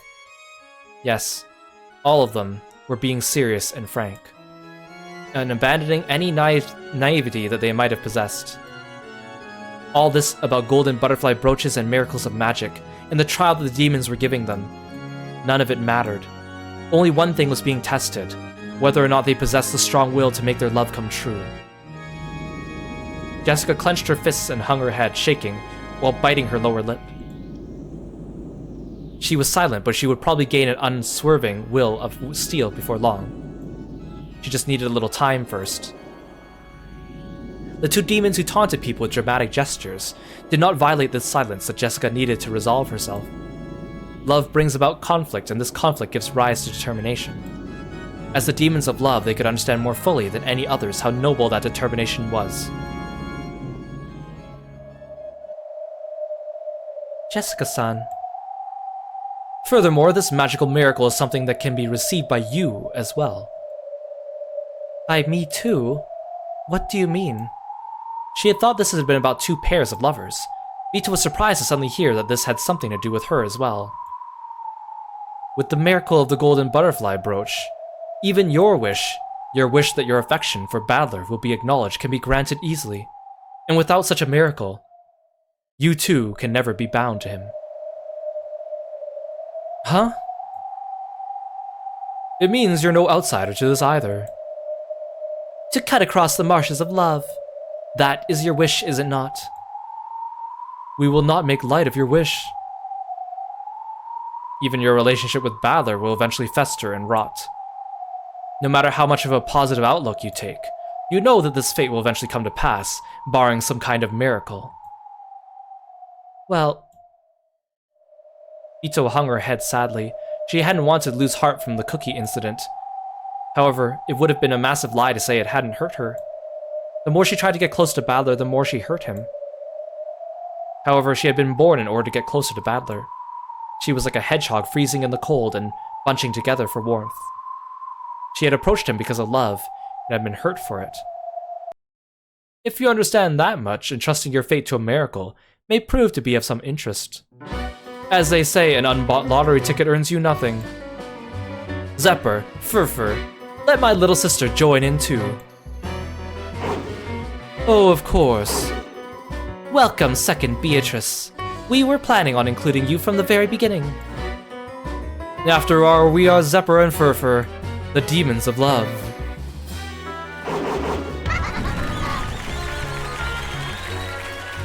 May I join in as well? If you want to, I don't see a problem. I won't prevent anyone from entering. We'll win against all hindrances and make everyone celebrate our union. Of course, it's the same the other way around. If you succeed in love by defeating us at our best, then both Shannon and I promise to sincerely support the pair that wins. Right, Shannon? Yes, we will not lose. And even if we did, we would cheer you on from the bottom of our hearts. I feel the same. I will not lose. Well, if there's no way out of this fight, let's show them what we got. No matter what, Kanenkun and I don't plan on losing. You feel the same, do you not? Yes. If there's even a small chance that Father... no. That Badler-san will acknowledge me. I'm willing to put myself on the line. Well said. Good going, little sister. Zephyr, Furfur, the actors have gathered. Then let us begin, Furfur. Yes, let's begin, Zephyr. Let's begin this trial of lovers, the fight over a single miracle of magic.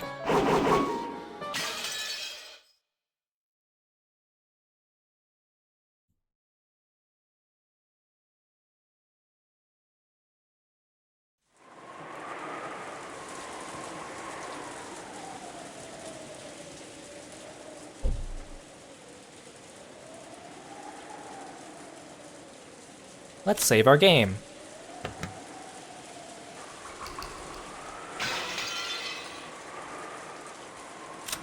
This is so messed up, you want them all to be together, right? But again, despite that, it's actually super important to the plot, which is weird to think about. It'll make more sense as we go, but the next episode, or the next stream we'll have, is where the murders start. So, last stream and this stream were all about the exposition. The murders will start in the next stream, and they're pretty intense for this episode, I'll have to say. It is worth the build-up, I promise you. But here we have Zephyr and Furfur added to this, and it's kind of interesting. Zephyr and Furfur, I mean, I guess I'll read it here first. One of the 72 great demons controls love and tests others through trials. Zephyr bestows an ultimate defensive barrier of immortality upon the maker of the contract, giving them enough courage to unflinchingly face any wounds love might cause. A hunter of love who likes and preys upon tame boys. It is of a different gender than Furfur. So, Zephyr and Furfur are kind of... I want to say they're kind of non-binary, I think would be the right word to say it. They have both male and female, like, traits. no one really refers to them by any pronouns. And Zephyr and Furfur are supposed to be of different genders from each other, but we don't know what either of their genders are. So, in the voiced version of the visual novel, the PS3 version of it, Zephyr, the blue-haired one, actually has a deeper voice. Like, quite a deep voice. That's why I'm voicing Zephyr with a deeper voice. Which kind of implies that Zephyr is the one who is male. But that also might be something to throw us off, and it might actually be the reverse. Like, so, it's kind of left uncertain, but I think I best describe it as I just imagine both of them being kind of non-binary, because they're kind of like that. And yes, they're pantsless. I don't like the pantsless designs for the characters either. Like Delanor, I love Delanor's character, but man, the design is just not what I like. Same with like Gertrude and Cornelia, cool characters, you know, not a great design choice. Same with the Seven Sisters of Purgatory, but what can we do? So we have Zephyr here, and then Furfur, one of the 72 great demons, controls love and tests others through trials. Furfur bestows endless, inexhaustible, offensive power upon the maker of the contract, giving them enough courage to fiercely overcome any barriers to their love. A trainer of love who teaches tame boys the taste of flesh, which, why is that written like that? Who knows? Is of a different gender than Zephyr. Yeah, maybe too much freedom with the costume design. I mean, remember, all the characters are designed and drawn by the writer, Ryu Kishi, and the original artwork for this visual novel is not that great. He's not... Writing is his thing. Drawing and designing characters... I mean, his designs actually, like, a lot of them are very good, I think, but, like, his art is not really there, so you can kind of tell where his tastes lie, I think. But, like, I do like the designs of a lot of the human characters. Like, they all wear, like, that, you know, old, like, Victorian type of clothing, and it's all very different and varied from each other. But, man, the demons are a little bit too naked, you know? Oh, thank you so much for the stretch, Armon. Very good idea. We should stretch. So, next time on stream, the murders will start. And how the murders tie into this trial of love, I guess you will have to see. But it gets really interesting. My personal favorite part of Umineko is when... Like, we saw this a little bit in episode 3, where the demons start fighting against the humans and murdering them, but then the humans start fighting back. And somehow they're able to, like, defend themselves or hold themselves off for a while using some strange twist of logic that somehow fits in with the rules of the universe. I like that kind of stuff. Like when Kraus punched the goat in episode 4, or when, like, George and Jessica fought Gop and Ronov, or when Kyrie and Rudolph fought two of the Seven Sisters. Like, I think that's really cool. So we'll see more of that this episode, but it took a while to get to. A lot of talk about love and stuff in this episode, but that's because a lot of this episode focuses about this love trial between George and Shannon and Cannon and Jessica and Chick Beto and Lord Battler. So yeah, it gets really interesting. So thank you so much for sticking with me today and listening to this exposition.